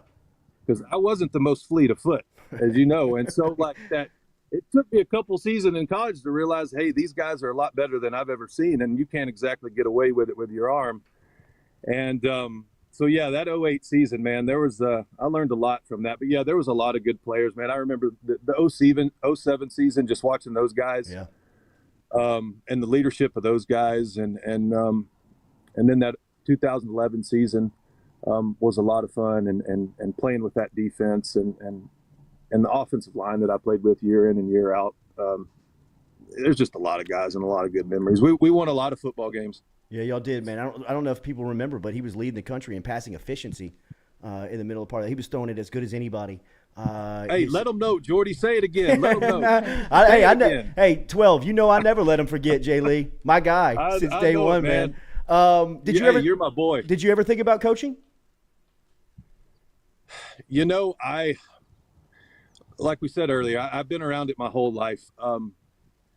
No, honestly, I didn't. I don't know why. There was just other stuff that I wanted to do, and I enjoy what I'm doing now. But yeah, coaching, I was around it my whole life, and I love football and the game of football. And but no, coaching was never honestly something that I wanted to do. It's great to see you, bro. Good luck with everything. Hey, I appreciate it, man. Yeah, man. You look great. It's good to see things are going well for you. We'll touch base again soon. Sounds good, Jordy. Take care, There he man. is, man. There's the guy, Jarrett Lee, checking in today from West Texas on what looks like a beautiful piece of property here on this Wednesday morning. Good to hear from the general. I have some questions. Jay Lee. All right, one second. That conversation brought to you by Johnson Spillers. Housekeeping. Johnson Spillers. It is the end. We are here. Yesterday was the end of what? the final part of the marathon. Of the tooth implant is done, and got the front 4 done, and it was a great experience with my friends over at Johnson Spillers. Took 4 more shots to the gum yesterday. And did an interview. Shots to the gum. Just took them, bro. Dr. Spillers. I mean, it was like Eyes closed, eyes open? With eyes open. Go Oh, ahead. you do. Shoot me up. Do it. I like it. That 4th one, though, he caught a nerve, bro, and brought me out of the chair. I mean, like, My ass mouth is up. watering now. I mean, I was off the chair, bro. Just, like the nurse is like standing there, and she's kind of like, You're fine.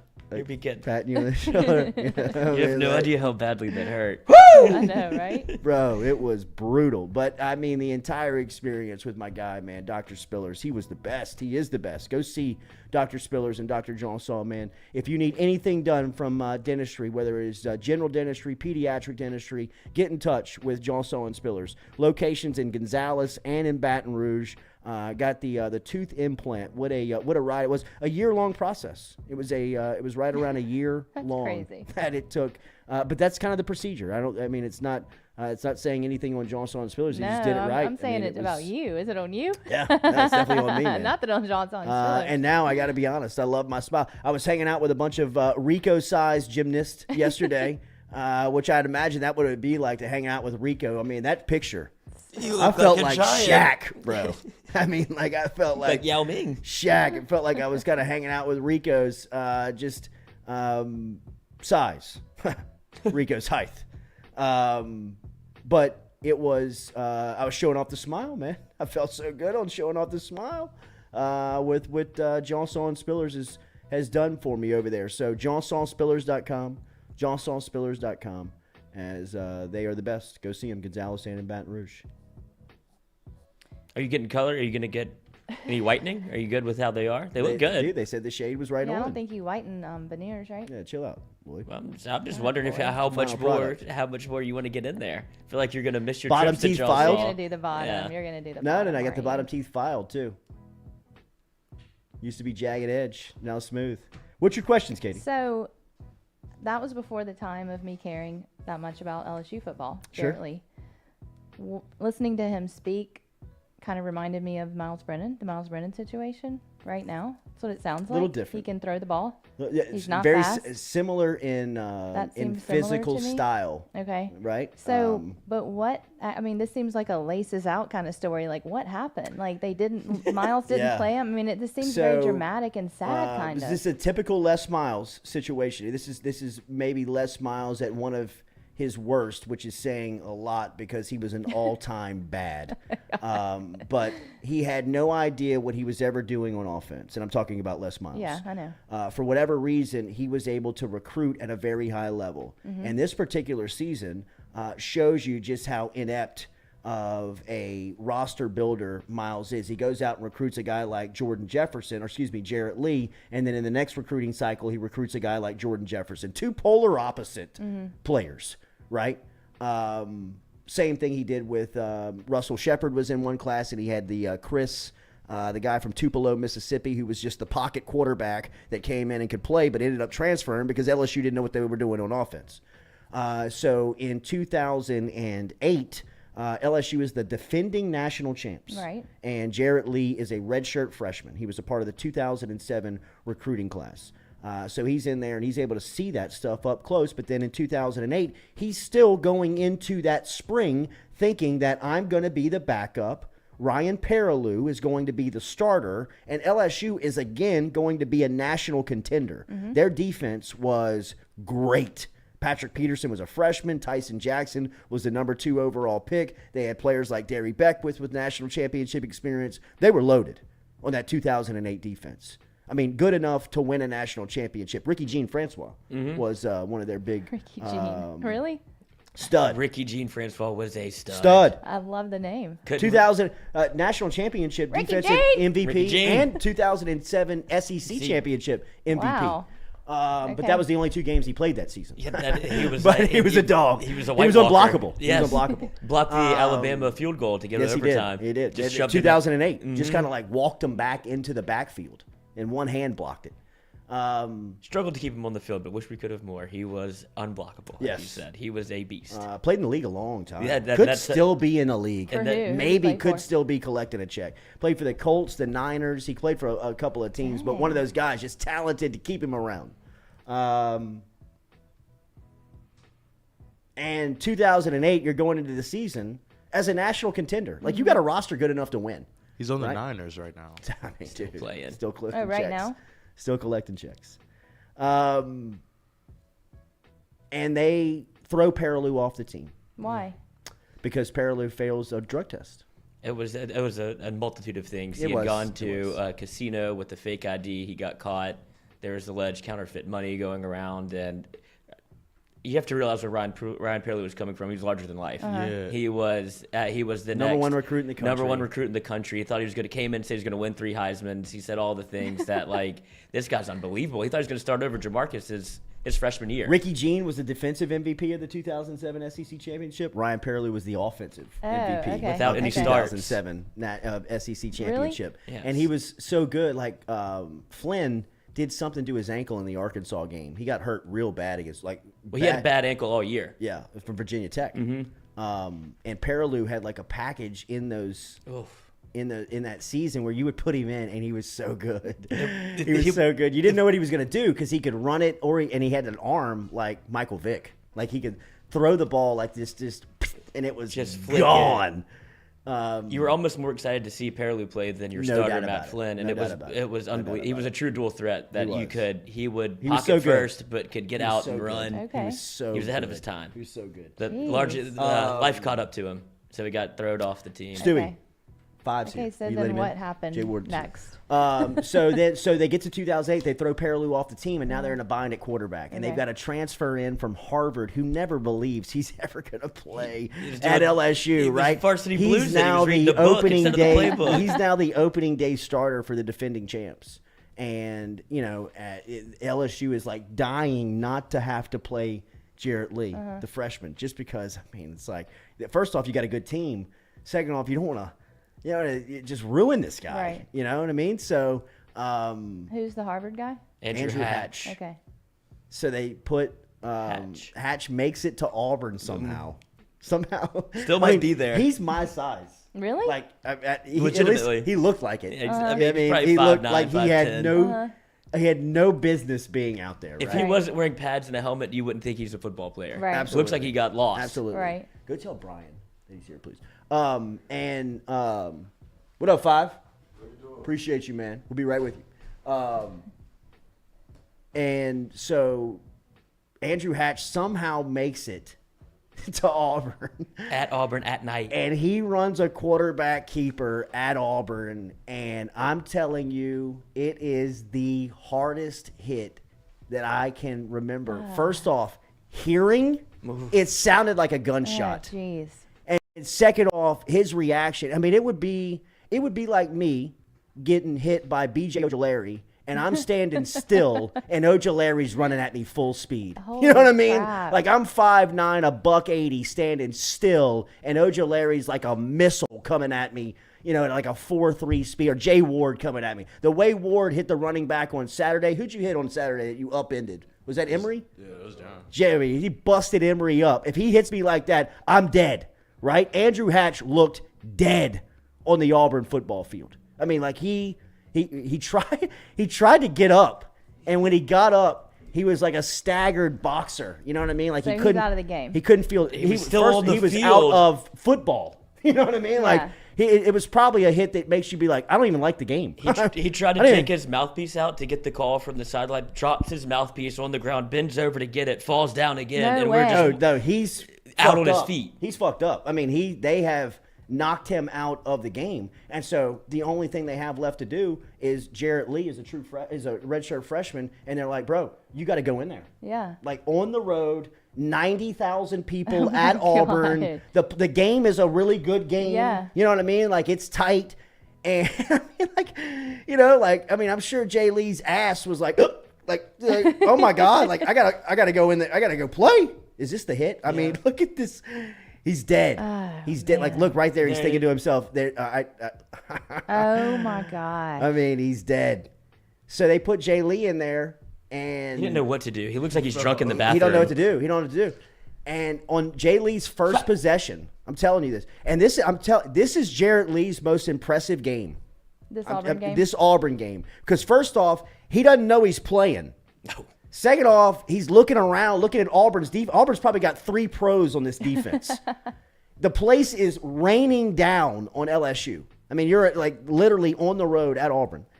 And in his first possession, he throws one. And look, he got known for his pick sixes, and it was a terrible thing. But he probably throws his worst pick six of the year, where he drops back and he's just trying to throw a screen route to a running back, and you could tell he's like shaking. Oh my gosh. You know what I mean? Yeah. Like, he's like shaking. And I mean, like, he throws it up for grabs. They pick it off and run it back, and the place explodes. Yeah, I The bet. place explodes. And like Jay Lee's got this look on his face like, I'm dead. You know what I mean? Like, how am I Yeah. going to recover from this?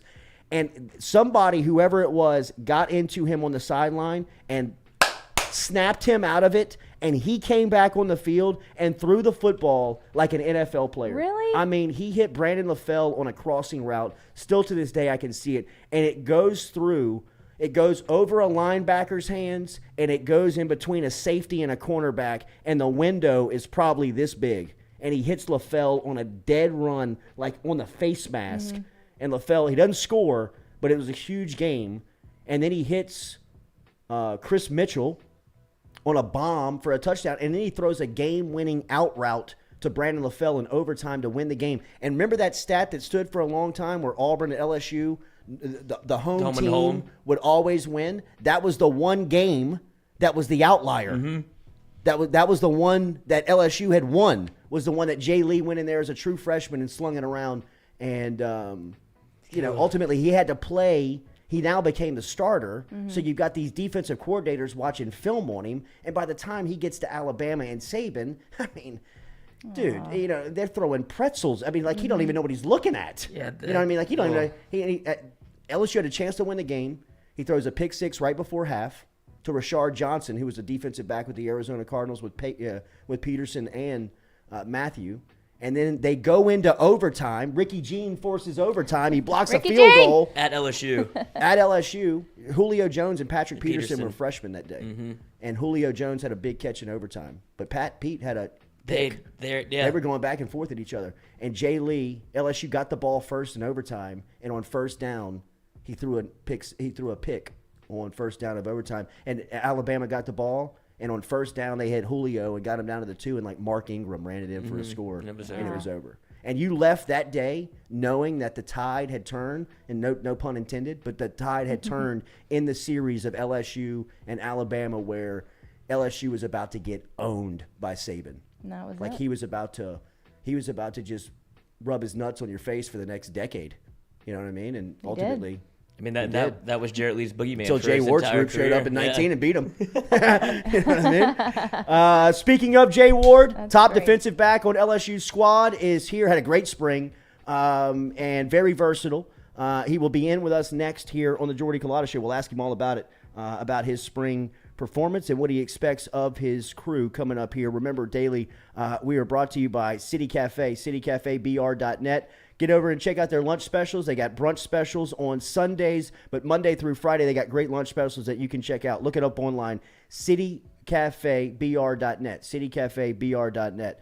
Jay Ward next here on the Jordy Culotta Show, driven and powered by Go Chevrolet. What's up, man?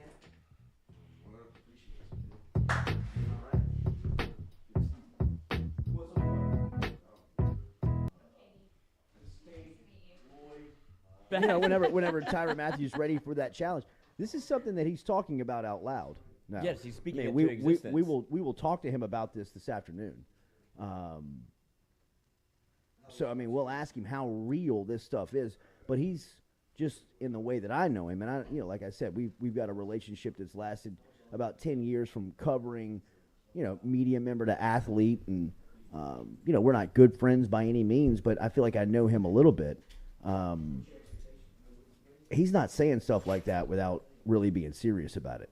You know what I mean? If he's thinking that right now, and with the affirmative tone that he is speaking that with, like, it's only a matter of time. Yeah. You know what I mean? Bluffing. Really, no. I mean, he's if this is something that he really wants, he'd be great at it. He would be a great coach. He would be a great motivator. Whenever Tyrann Mathieu's ready. Pat Forty's going to be in Tampa.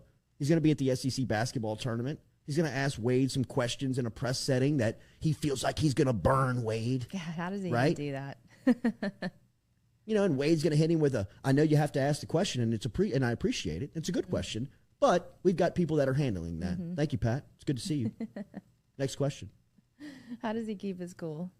Because that's what they want him to do. Yeah, right? for sure. Yeah, and that's what they're hoping that he says. All right, you know what, Pat? Fine, I'll give it to you, man. And Pat's, oh shit, here we go. Finally, I can write something new for the first time in 5 years. We might have a story. Get my bosses on the phone. Dellinger, you ain't got to quit. You don't have to cover me up anymore. You don't have to do all my work. You don't have to be the guy that's writing all the stories. Maybe I can write something new here. I mean, it's embarrassing to see the path that Pat Forty's career has taken over the last 5 years after he has become what is essentially a mouthpiece for the NCAA. I mean, he's their whipping boy. He's their, hey, go get this done. Oh, yes, sir. Yes, sir. I'll write that same story I wrote 3 years ago. Good deal, man. Copy and paste it. Get it out. Just get the clicks. Let them know we're coming after Wade. Right?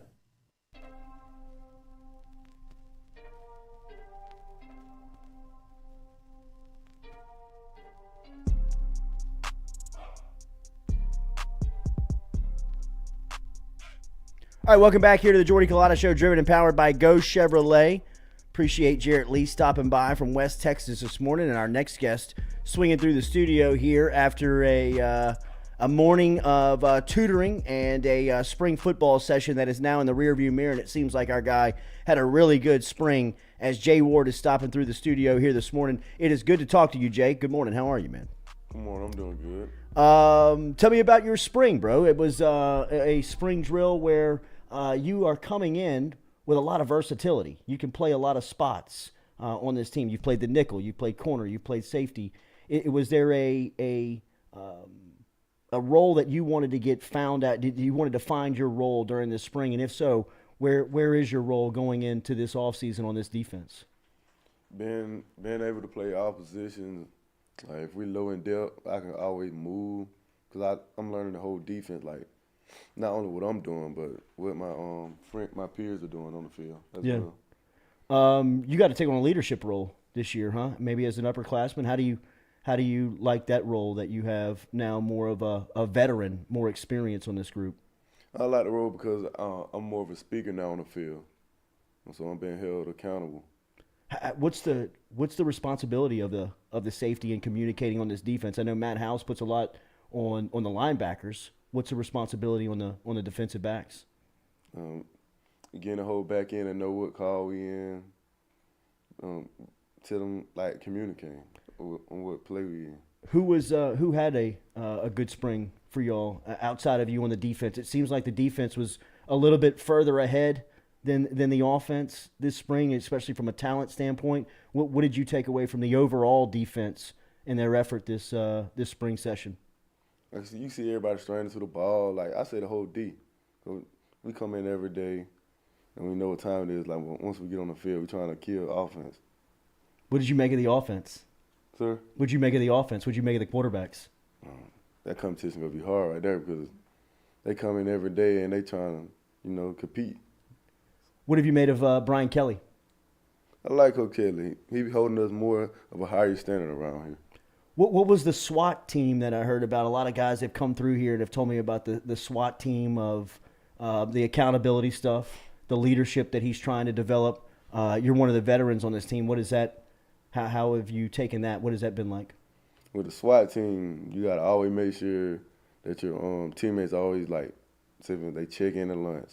They going to tutor, going to class. So you got to make sure they on top of their work. Were you a leader? Were you one of the leaders on those teams? Yes, I was one of the leaders. How'd your squad do? We did good. We ain't never get in the gold shirt, though. You did?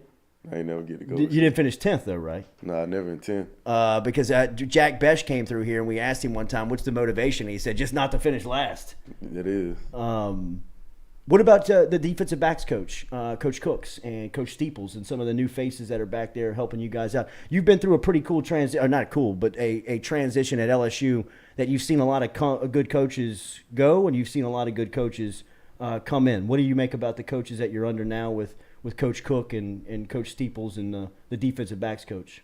I mean, different coaches bring different things to the table, and I like it because it's a different transition. I'm learning new things as new coaches come in and out. Is there a big style difference in coaching? I mean, is there you learn new technique? You learn what's new with new coaches? I mean, with new coaches is, let me see. Like with Coach Cook, I want to say he more getting our feet right. We learn different things. Like more safety coming down the press. You learn different schemes of the defense. Yeah. Where do you think Stingley's going to go? Top 10. Do you? How good is he? Sting got like one of the best, amazing ball skills I've ever seen. And he clearly showed that our freshman year. Your freshman year, people don't realize how much you played on that 2019 team. What did you learn playing on that group with all that talent?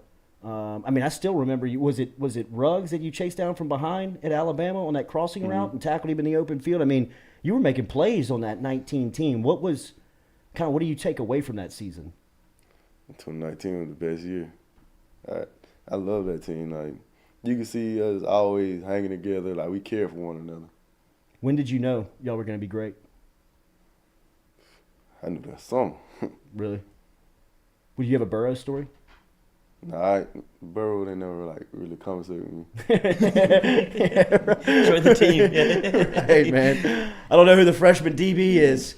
So what is the what's the off season like for you? What's the motivation? This is your money year. Yes, Right? sir. This is my last year of college. I'm coming from everything because I'm underestimated. Yeah. I don't get no recognition, but I like it though. Yeah. I like being underrated. I feel that. I feel that you feel a little disrespected because you should be talked about as one of the DBs going into next season. As definitely somebody to watch. That defensive line that you got, even the front seven, I'd imagine takes a lot of pressure off of that back end. It looks like the front seven is really good this season. What do you make of the guys up front? And some of those linebackers, guys like Greg Penn, seem like they've had a really good spring and are going to bust out. Yeah, most definitely. They start off with the front seven. Like if they playing good, it's gonna make us look good on the back end. Yeah. Cause the ball got to come out faster. Absolutely. So what's the offseason emphasis for you? What are you looking to improve on? I want to improve my tackling. I also want to. You already laid the wood, Coach. Saw you in the spring game. You was even your own team. I also want to be able to move faster. Yeah. Quick transition. Do you work out with a trainer? Do you go home for the summer? Or do you stay in Baton Rouge? I'm going back home to train. And Georgia's home, right? Yes, sir. Yeah. What is the what is the feedback of where they like you at the next level? I know that the versatility is something that jumps off to you, but do you feel comfortable playing a certain position? More comfortable? I mean, I can play any position. Like, I'm just ready to line up and play. I appreciate you stopping by this morning, man. It was great to see you, man.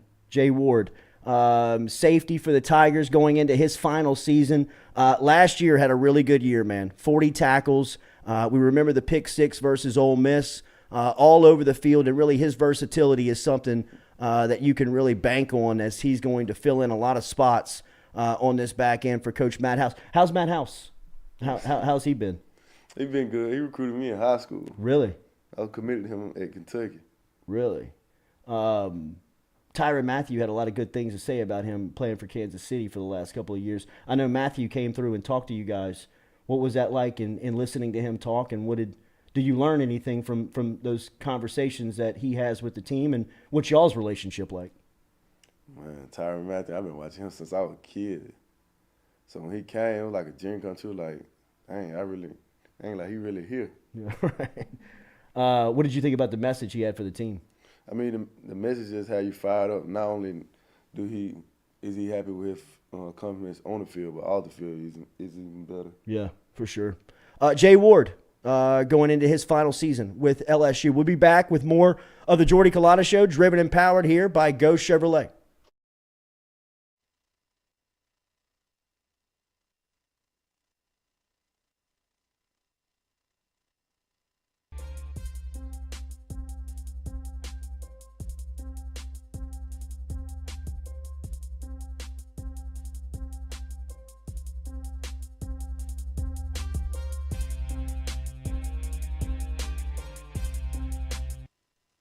Southern Eyes Centers, where their passion is caring for eyes. It's what they do. They've been doing it for 40 years. They've been offering the Capital Region a friendly, helpful environment with the highest level of personal care to manage your eye health and vision needs. Stop in and see their brand new office on Jefferson Highway today, where you can find them at 6859 Jefferson Highway. They also are the daily poll sponsor on the Culotta Show. And remember, if you go into Southern Eye Center of Baton Rouge and you mention the Jordy Culotta Show, you will receive 25% off of their fantastic sunglasses selection over at Southern Eye Center. Check out Dr. Ann Shaw and Southern Eye Center, the daily poll sponsor of the Jordy Culotta Show.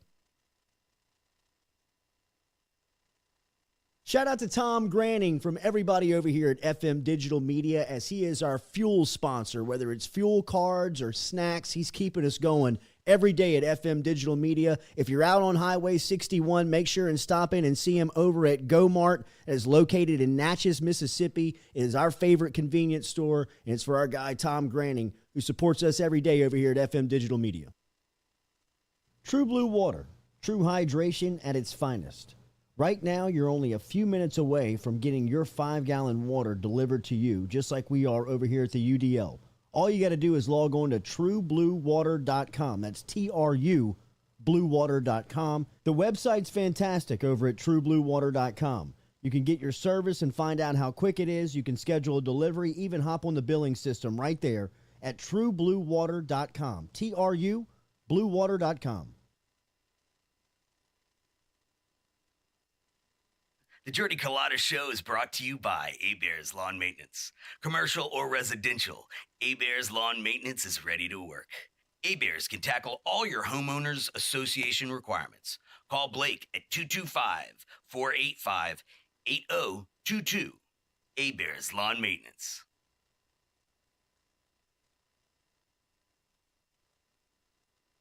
The Jordy Culotta Show is brought to you daily by Morales Roll-Offs. Morales Roll-Offs provides dumpster rentals for residential and commercial needs in Baton Rouge and surrounding areas.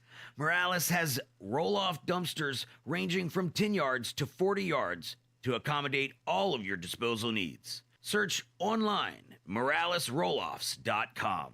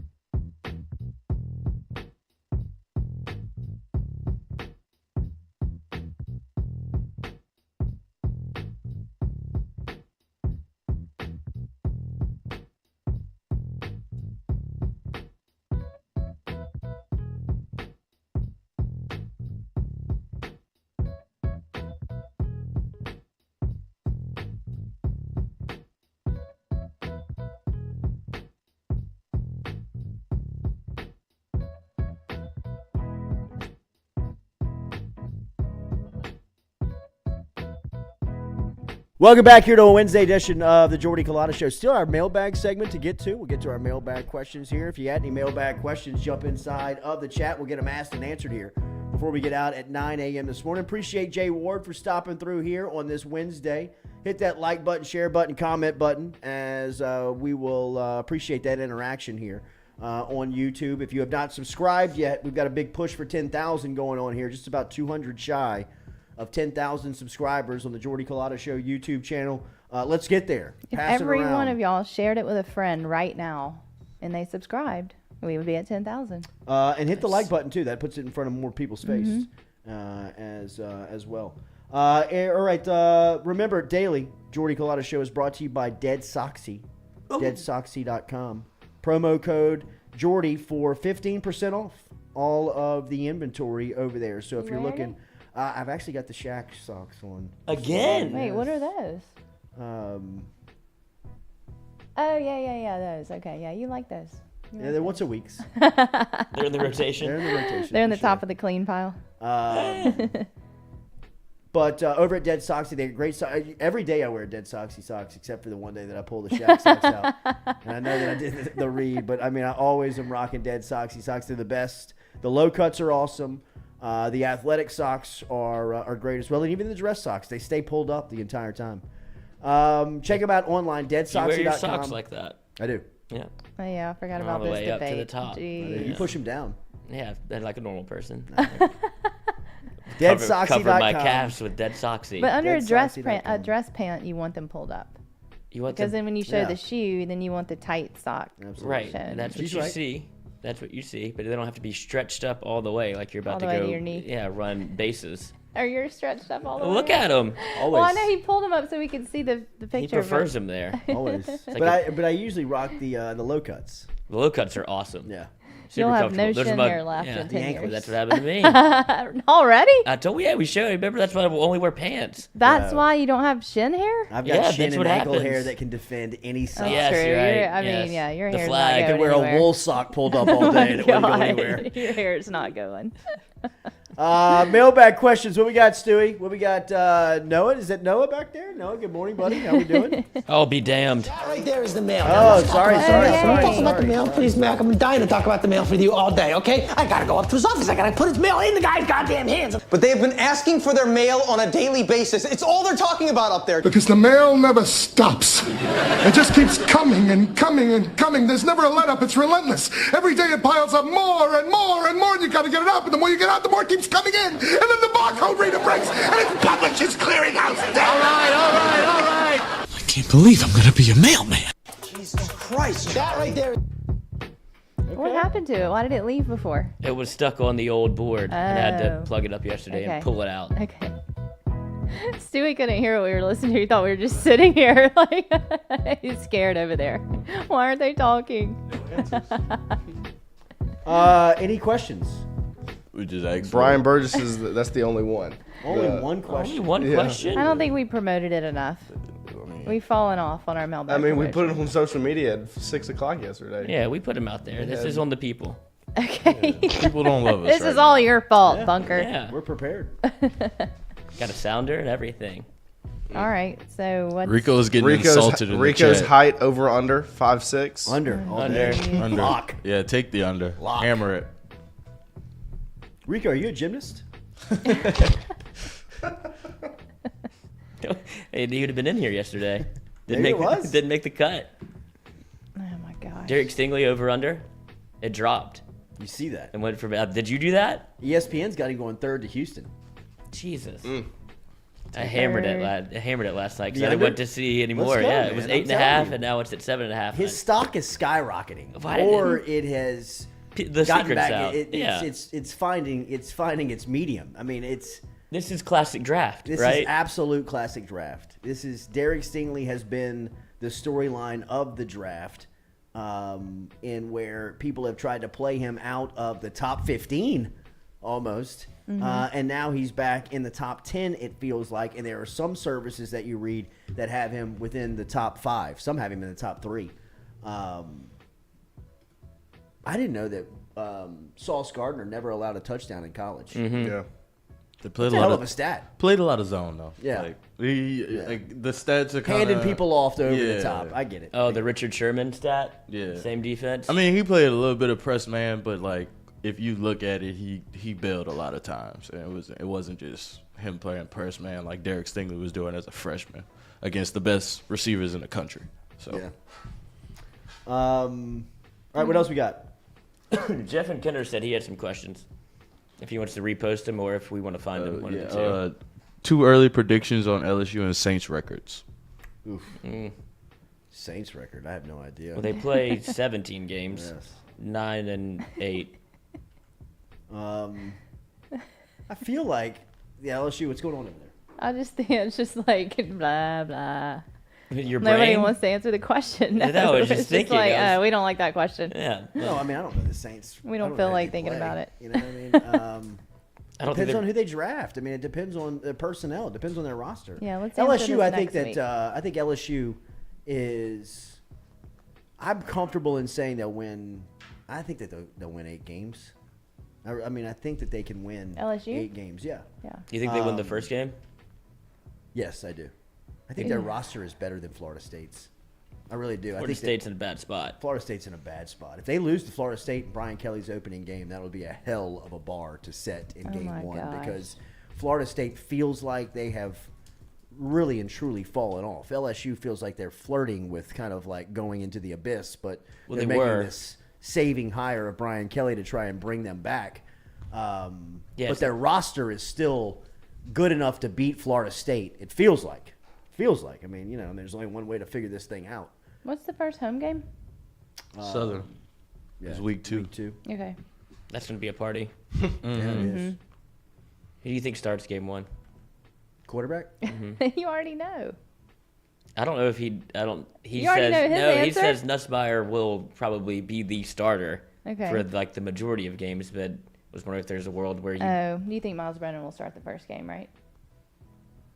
You don't. This is tough. I think Nussmeier. Really? I really do. I'm riding with Nuss. Okay. Today, and this is just today. I mean, there's still fall camp, and he's still got to It's get malleable. there. It's like clay. It is. But my guys, I'm going with Nussmeier. I think that he's going to start Nussmeier, and I'm kind of reading between the lines here. Driver of the Nuss bus. Yeah. I mean, Yeah, I'm not you riding are. on the thing. I'm driving. You're the driving it. You know what I mean? We're going flying down the tracks. And you're the one that put him in the portal No, April Fool's Day. on April Fool's Day. Yeah, April Fool's Day. Am I in the portal? No, dude. Chill out, bro. It's a bit. That It's a was bit. awesome. It's a bit. All right, what else we got?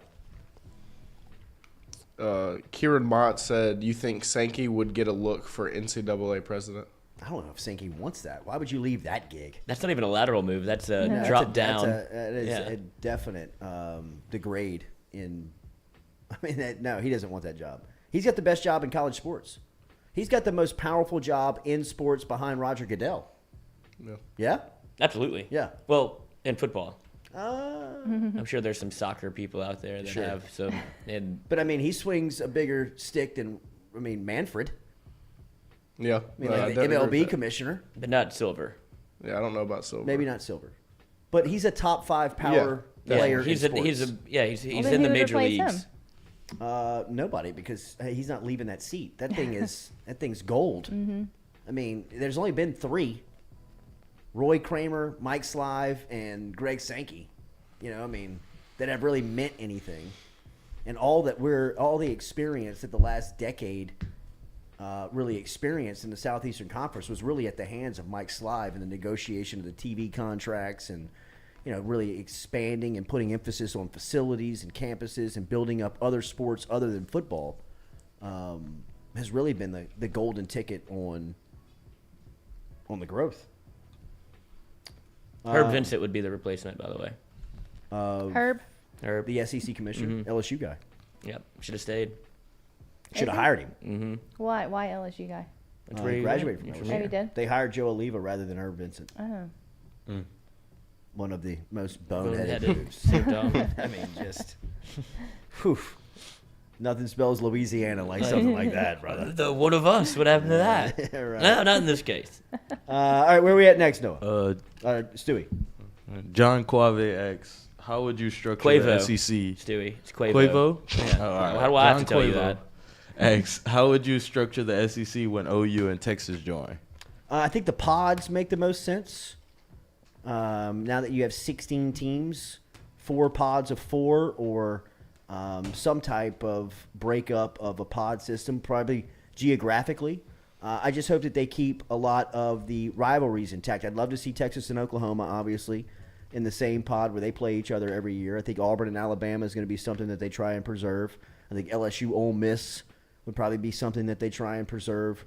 Do you think LSU gets away from Alabama? I don't. I think that the TV means too much money, means too much to the bottom line of the conference, and they know that it's probably not this cycle like Tennessee, Alabama, where Tennessee is going to be off for a long time. They probably think that LSU under Brian Kelly can get it back pretty quick. If they recruit right, they'll have the right coach in place, and who knows, 3 years from now, this thing could be a game of the century type deal again. Who do you think coaches longer in their current place, Nick Saban or Brian Kelly? I'm done voting against Saban on anything. 10 years? I think Saban has. He's on Dracula blood, bro. That's what I Yeah, think. he he's won't on- go 10 more years. He's on vampire blood. I just. Right? Yeah. I mean, 10 years ago, would you have said that he would have gone 10 years? No. Maybe. Baby's but blood. 10 years in the future? Baby's yeah. blood, rich people. Rich people. Yeah. Have you seen that? They get blood bags from like young people and transfuse their own blood. What? This is not true. Yeah. Mm-hmm. I'm Katie, this is Oh, it is? this is in your alley. Where did Your tax bracket This is is on Goodwood. Where did you read this or hear this? Where is this coming from? The internet. Goodwood Library. The internet. I'm kidding. Goodwood I'm Library. kidding. Rich I'm people kidding. use baby's blood to kidding. what? Not even baby's blood. It's a joke. That's stem cells. They use like in shape people's blood and transfuse it with their own, and it makes you live longer. Okay. A blood boy. I don't know about that, but okay. I don't think I could be a blood boy. I think I'm past my prime. Noah has clean blood. I've already got Noah walking onto the LSU football team. Noah's got the cleanest blood. No, it's pure. The boys. Very pure. Boy, does he have you all fooled. What's next? Let's see. Carl Joseph, thoughts on the Pels youth? Love it. I think that is. I mean, the Pelicans seem like they're like the most likable team in the league right now. They do. Chip on your shoulder. Everybody loves the. They love the youth. They love the energy, and they kind of love the hate. They love the F.U. Chris Paul, F.U. Jay Crowder. And you know what I mean? Like, and they could be on their way like a young Golden State. You would hope to where people like them, then everybody turns on you, and you're the bad boys absolutely. of the NBA. Well, you can turn on. It's like the Saints. Right. That's what happened to the Saints. I mean, think about the Saints a decade ago. They were America's team. You know what I mean? Everybody loved the Saints, especially kind of after Katrina. Ago. After Katrina. Yeah. You know, I mean, the Saints turned into like this worldwide favorite of people, and then it got to a point where like not supposed to be this good this long. Right? They became crash of the party. They became the heel. But everyone already hated the Pelicans before. I don't necessarily. I don't think anybody paid attention to the Pelicans. Nobody even really they were mean knew about they them, existed. Pelicans. They hated that. They wanted their team. They wanted them into a bigger market. But now it's over. I gotta go on that hype team before they get too big. Hop on the bandwagon. Would you? Oh yeah. No room on the Nuss bus. No room on the Nuss bus. What else we got? Would you trade? No. Next year, the Pelicans name for the Jazz name and total rebrand. Yes. 100%. Should have been done a long time ago. They should have to play for it. Yeah. I guess. Quinn Snyder coming off a bender. Dude, they were going through his resume the other night. JD from Duke, so he's a lawyer, and then wanted to get into finance after. I was like, of course, this makes so much sense to look at him. He looks like he's done only cocaine and looked at numbers for the last 20 years of his life. Worn the same suit every day? Yeah. I think we should sell.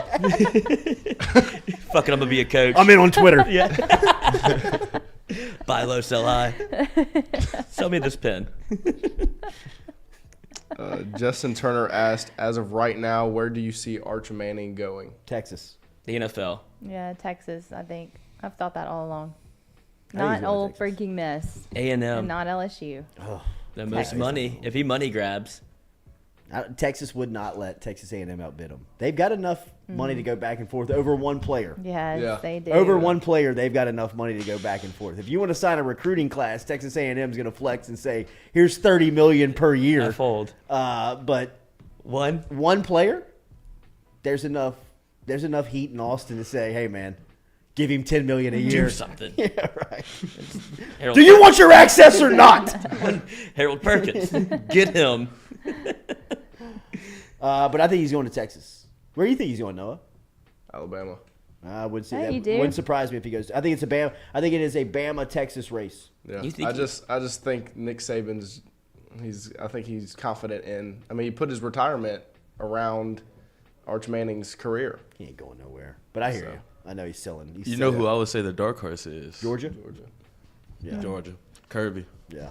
They have NIL money too. They got NIL money too. Georgia's a great town. Arch seems like he's a little hippie-ish. Yeah, he does. He's got the flow. New Orleans kid, Newman kid. I mean, he seems very much. I remember the Newman crew kids socks with shorts. Yeah, I remember the Newman kids that I hung out with. They all listened to Widespread Panic and smoked weed at a very young age. Grateful Dead. Yes. Sperry's. And I'm not casting any stones on Arch, but he does fit the profile. He does. The bags under the eyes. Does he? Yes. Oh, I'm not He getting looks that so vibe. New Orleans late night. Yeah, he looks like he's at the boot Looks like half he's of at the Fat year. Harry's. Grits isn't even. Fat Harry's. It's not time for high Grits school yet. bar. Yes. Yeah. Maybe at Fats, bro. 3 a.m. Fucking Arch is here. Yeah, of course. He lives here. He's with Quinn Snyder. Quinn Snyder's got to be the guy in sports you want to party with the most, huh? Absolutely. Just get you under the table. Absolutely. Quinn, I'm done. Sun's not up yet. Tucking you in. Yeah, birds are chirping. Good night, Quinn. I got a game to coach. Wow. What you got? No, I'm just looking at Quinn Snyder. He just looks like he does.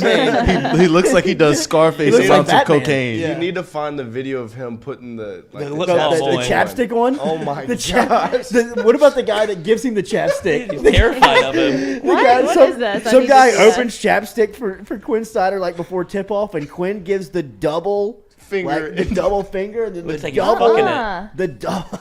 But it's so aggressive. It's so That's aggressive. so weird. angry. It It's like looks Tony like, Montana and it's Joker. Scarface. It's Joker style. Yes. I mean, he has his Joker vibes. Mailbag questions, Stu. What we got? This is so aggressive. You found it? Found it? I want to see the John graphic. Cuevo again asks, what is one thing you would change about Tiger Stadium if you could? Ooh. Bring back neck. Light Yep. show. Yeah, do they have the changing lights? Let Quinn Snyder in the building. His whole hand just smearing it on. Let me taste that real quick. Catching a gummer. That's so weird. Is he going to be the Lakers' new coach? I'd Rumor has it. hire Jay Wright. Jay I'd have Jay Wright for we have everything. him everywhere. Yeah, It's like he has a gun on him. It Definitely. is like that. He looks like he looks like Joaquin Phoenix in Walk the Line. He looks like He Johnny does. Cash. He does.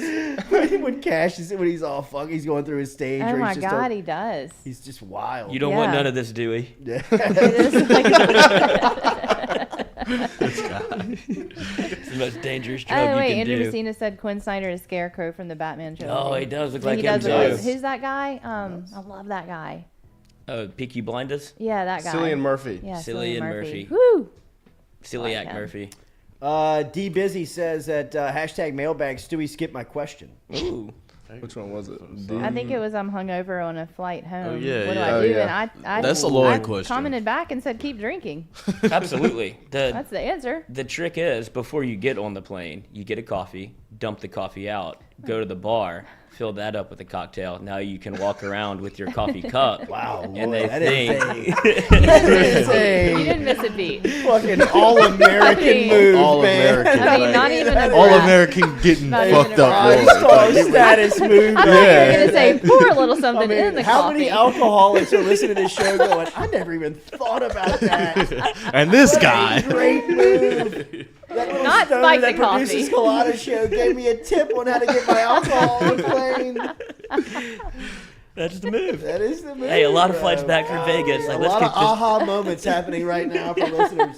Somebody feels outed. Like, don't look at that coffee cup. I know I'm gonna think that of everybody walking around with a coffee cup in the airport. That's right. I don't know why they let you get away with coffee, but I would know. put relief mending. I would put relief Relief med, Mendenhall? relief med vending machines in Tiger Stadium for the upgrade. Ooh. I mean, you're already growing the pot on campus. Here's the great conundrum between LSU and their pot policy is that I've been to Relief Med. You know what I mean? Like, I see I've you. been to Capital Wellness to pick up my product. I see the LSU logo on the bag. Like, it's at some point you're going to run into some recruit that says, hey, look, I smoke a ton of weed and have been my whole life. I see that you grow it on campus. I'd like to learn how to do that. And there's going to be some type of recruiting pitch on where Brian Kelly's going to be teaching some kid like, hey, we got a program that can help you grow pot. Arch Manning. You know? I mean, because you got to get out of the business of suspending these guys for smoking it. And now that you're offering, distribution points on campus, I mean, it's just a hell of a conflict of an interest. You know what I mean? Like, it's just, wait, your pot policy says that you're going to throw Ryan Perilou and Tyrann Mathieu out of the program, but I can pick up a bag on Essen Lane that has your logo on it? I mean, come on. Put a vending machine in every gate. Let me buy pre-rolls before I go in and watch the Bama game. So sure. God, you'll need them. Jeez. The Manning tree. Or you just sit in your car and hotbox before you go into the game. Yeah. Well, you could just been doing it for 20 years. Yeah. Give me a gummy. Right. I think they should put betting kiosk in there. They will. That's the move. Next Oh, 5 yeah. years, you'll have that. That'll happen before the Next pot. 5 years. Next 5 years, you'll If have you want that. to see people get upset. Caesars was at the spring game. Yeah. Oh, So, yeah. yeah. I think you'll definitely start to see the kiosks.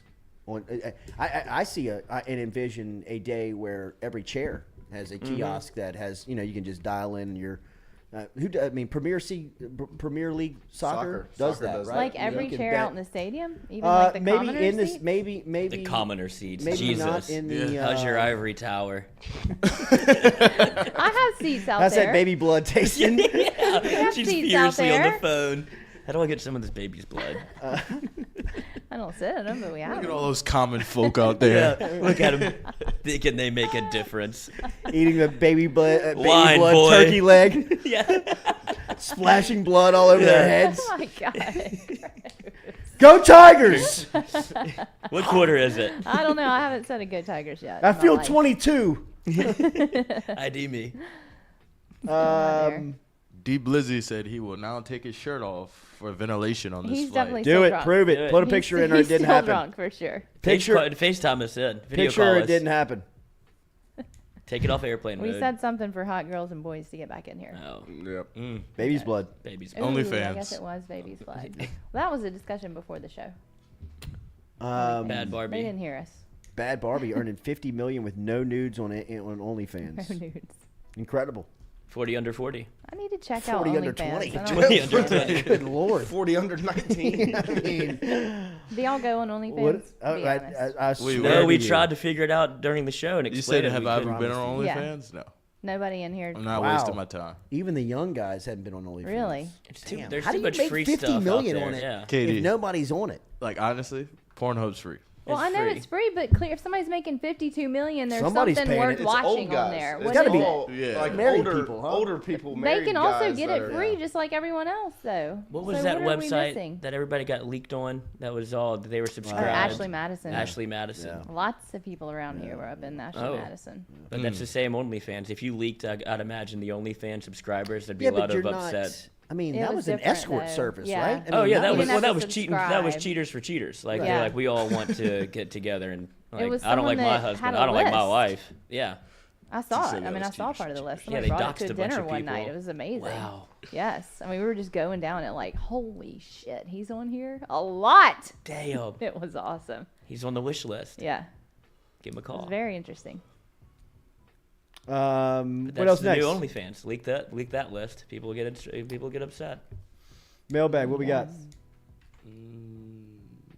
Oh, imagine taking some gummies and going into Tiger Stadium when they have the purple light show. Oh, that's Oh, old news, yeah. John Yeah. Quave. It's from John Everybody's done Quavo. We put the two together. Like Next. show. All right, Cordell Music. Where are the best places to go game week? I'll be at the SEC opener against Mississippi State. Baton Rouge? You haven't got some time. What are the best places to go? Well, Chimes on campus, right? Anywhere over there. City Cafe. I would just, It's so far away. I mean, I would come in town first and eat Phil's Oyster Bar. Mm. Get you some good Southern. Get my teeth clean at Seafood. John Spillers. And then I would just go get lost on campus, like on game day. I wouldn't try to I wouldn't go, you know what I mean? I would probably start at walk-ons and just kind of walk from there and take it Yeah. all in. Maybe start it at Fred's, go get you a game day steak Saturday morning. But Chime Street for sure, right? Like walk up there and hit some of those bars. Sure. But I mean, like as you walk through, I mean, I would walk. I would walk almost the entire grounds. I would steer you more towards campus. Just walk around campus. Do Everybody's they gonna have treat bike you rentals right. available on game day? To me, that would be a nice. I little- think Would be a they do. disaster. Would that be a disaster? The Yeah, rentals? it probably would be. It probably would. Oh, I be. thought they did on game day. Did they not do that? I don't know. I think they do like the bike carriages where you can jump on. Yeah, yeah. you know, you Yeah, can they have jump in. those. Yeah. If you had God, I bike feel rentals sorry for next those to people. yeah, me too. Because look I like they're love, about dude. to I'm telling die. you, my favorite. I love a game day. Just jumping on the bike and being able to see all angles of the tailgate. Absolutely. You know what I mean? You get the sights, the smells. You're able to kind of bounce around. You kind of get from one end of campus to another, and you're able to kind of see all of it, especially on a pretty day. I spent 2 game days this past season walking around with a backpack and 2 bags handing out Jordy Culotta show swag. Me too. I know. So did Noah. Yes, indeed. We need that golf cart, y'all. That's why we love the commitment. Who's going to That's get how us we that almost golf got to cart? 10K. We definitely need to put a recording pack on your back on game day and just go get content. Yeah. Really. Yeah, I don't even have to do anything. Just let everybody. Cam. Yeah. Lloyd can. Hot mic. Yeah. Hot mic. Oof. Sweaty back. Oof. Yes. Yeah, sweaty back. We can have people Close subscribe walls. to it. It can be your OnlyFans. That's your acne. Watch yes. Any more questions, Noah? I think we got all of them. Or D. Blizzy back with a Lloyd question. What's the best hangover food choices? Cheeseburger? I'm not a big eater when I'm hungover. What? I always have to kind of gather myself. Keeps the party going. Yeah, have to gather, recommit. Yeah. Hamburger, fried chicken, something like that. Cane's is a good play, but Yeah. you got to It be in the is. mood for it. Yeah. Pluckers, when I was younger, was always a good move. Younger and hungover. Yeah. Now you just kind of liquid it up, sweat it out. Deerman's burger. Food and doesn't fries, fix so me. Greasy around the edges. Perfect. I've never had hangover with a Deerman's. Coke. What? I know. Wait, It just what? escaped me. Lloyd, come on. That's so dumb. I'm a clean eater. That's I why was I'm not so a big mad at hangover Noah food guy. about this the other day too, and then he finally went to Deerman's and loved it. Right, Believer, Noah? Noah? Deerman's was good. Did you get a Triple? Good. Did you get a milkshake? What is this? I didn't get a milkshake. Deerman's. Deerman's burger. Never been. Y'all, I did today. I don't even know what to say about that. Any So more? good. Barrett Ball, does LSU take the series this weekend against Georgia? Have to. Is Georgia any good? Yes. Are they? RPI they top 3. ranked? Top 3? Mm-hmm. Damn. Top 5. Top 5. Jay said 3. It's 5. Good sell by Jay. Georgia Southern, I think, is like In 2 or Athens? 3. Yeah, Georgia Southern is 3. Oh. Who's that? There he is. Is that Shot Mikey? from the dark. Mikey Mic'd Macho. up. Y'all know it's getting on my nerves. Who you got today? Jerry West. Michael? Who you got on the show today? Wow, Nick Storrs, the Hammer. The Hammer. And Kendall Rogers is going to be joining Mikey Matuk today, talking a lot of college baseball and a little college football with Storrs. So if you want the answer to this, does LSU sweep? Mic'd Yeah. up 11-1. That's where you get your This content. isn't the show where you're getting the correct answer. This is just how to get on a flight with booze. Or the fact that relief med is needed in Tiger Stadium. Anything else? No, but it looks like John Battle's checking in. Hey, JB. John Battle. JB. Love you guys. Keep up the great work. Can we talk about Jerry West for a second? Sure. This is so annoying. Do y'all not think this is annoying that he's so angry about this? When I think it's kind of funny. when It's winning perfect. time comes on, it clearly says across the screen based on Dramatization. like nothing is actually factual. Why is he so pissed off about this? But I love how the network's standing behind them and they're like, no, sue us. Well, Because the he's- episode's already made. I mean, are you into the book? I'm not into the book yet. Oh, I've you read know read more. the first 15 pages. It's good. I mean, can it's tell not it's that good. far off. No. I mean, the guy was a lunatic. Well, he says he's going to take it all the way to the Supreme Court. Well, go ahead, Against Jerry. HBO. That shows how to I mean, touch like, Jerry West is. Like, what are is you happening? doing, man? That's going to get ugly, though. This is actually good for you. He needs somebody in his circle to be I like, Jerry, know. Jerry, Put the gold chain back on. buddy, sit down. Take a know. deep breath. Like, this is good for you, man. He's starting to like prove it right. Right. Like, the way Right. he's acting Yeah. out, Exactly. they're That's like, what makes well, it of course he was hilarious. good. Yes. Supreme Court. Buckle. Jared, breaking golf clubs. I mean, he says in his own book that he broke golf clubs. Yeah, that's also shows how he's out of touch. It's like there's nothing wrong with me saying that, but them showing it. No, you can't paint the picture. Right. It's like words are nothing. It's stupid. To And not only demand an that, the apology. character is hilarious. So good. It is. It's so good. I mean, it's a great show. It is. A It great is. Show. You know how you Everything know it's a about great it. show is that everybody that it's realistically based on hates it. Yeah. Like And is watching it. That's true. Kareem came out and was like, I mean, I'm not here to downgrade directors or Hollywood, but I mean, it's just boring. Like, no, it's not. No, it's Kareem. No, it's not, man. It ain't Cap. No, it ain't, man. No, it's not. All this while Magic Johnson's series is airing he's on trying Apple to change TV the Plus. narrative. Yes. Yeah. I haven't watched that yet. If y'all. He's some wholesome. He's Yeah. some wholesome kid from East Lansing. Doing magic shows. Yeah, right. I want We to get watch it, Magic. but after I'm done with winning time. Yeah, that's what a lot of people I feel like will do. Winning time is stolen valor for Magic. Yes. This Yeah. is not the narrative he wanted out first. I feel No. bad for Jack McKinney in the last one. I haven't seen the new one yet. Yeah, I I'm haven't sorry. seen the one from Sunday. Don't spoil Yeah, I it. haven't seen I don't it. think any of us have watched it. I have. Sorry. I've seen it. Oh, Noah, you have? Poor Jack. Poor Jack. Get out of here, buddy. All right, everybody have a great day. Mikey Beat me in Macho. Monopoly. Nobody beats me in Monopoly. It's all right. No, I don't think you understand. Sally Field's great in it. She Yeah. is. She's great. All right, remember, check out Mikey Matuk and Mic'd Up at 11 o'clock this morning. It'll be Nick Storrs, LSU baseball, former LSU baseball player, now current LSU football player with a lot of playing time at tight end. Open, can Storrs be an answer? We'll find out at 11 a.m. And then Kendall Rogers, national baseball writer, will stop in and talk some college baseball with Matuk. Appreciate you being here today. Make sure you hit that like, share, comment button. We'll be back with you tomorrow morning at 7 a.m. for the Jordy Culotta Show, driven and powered by Go Chevrolet.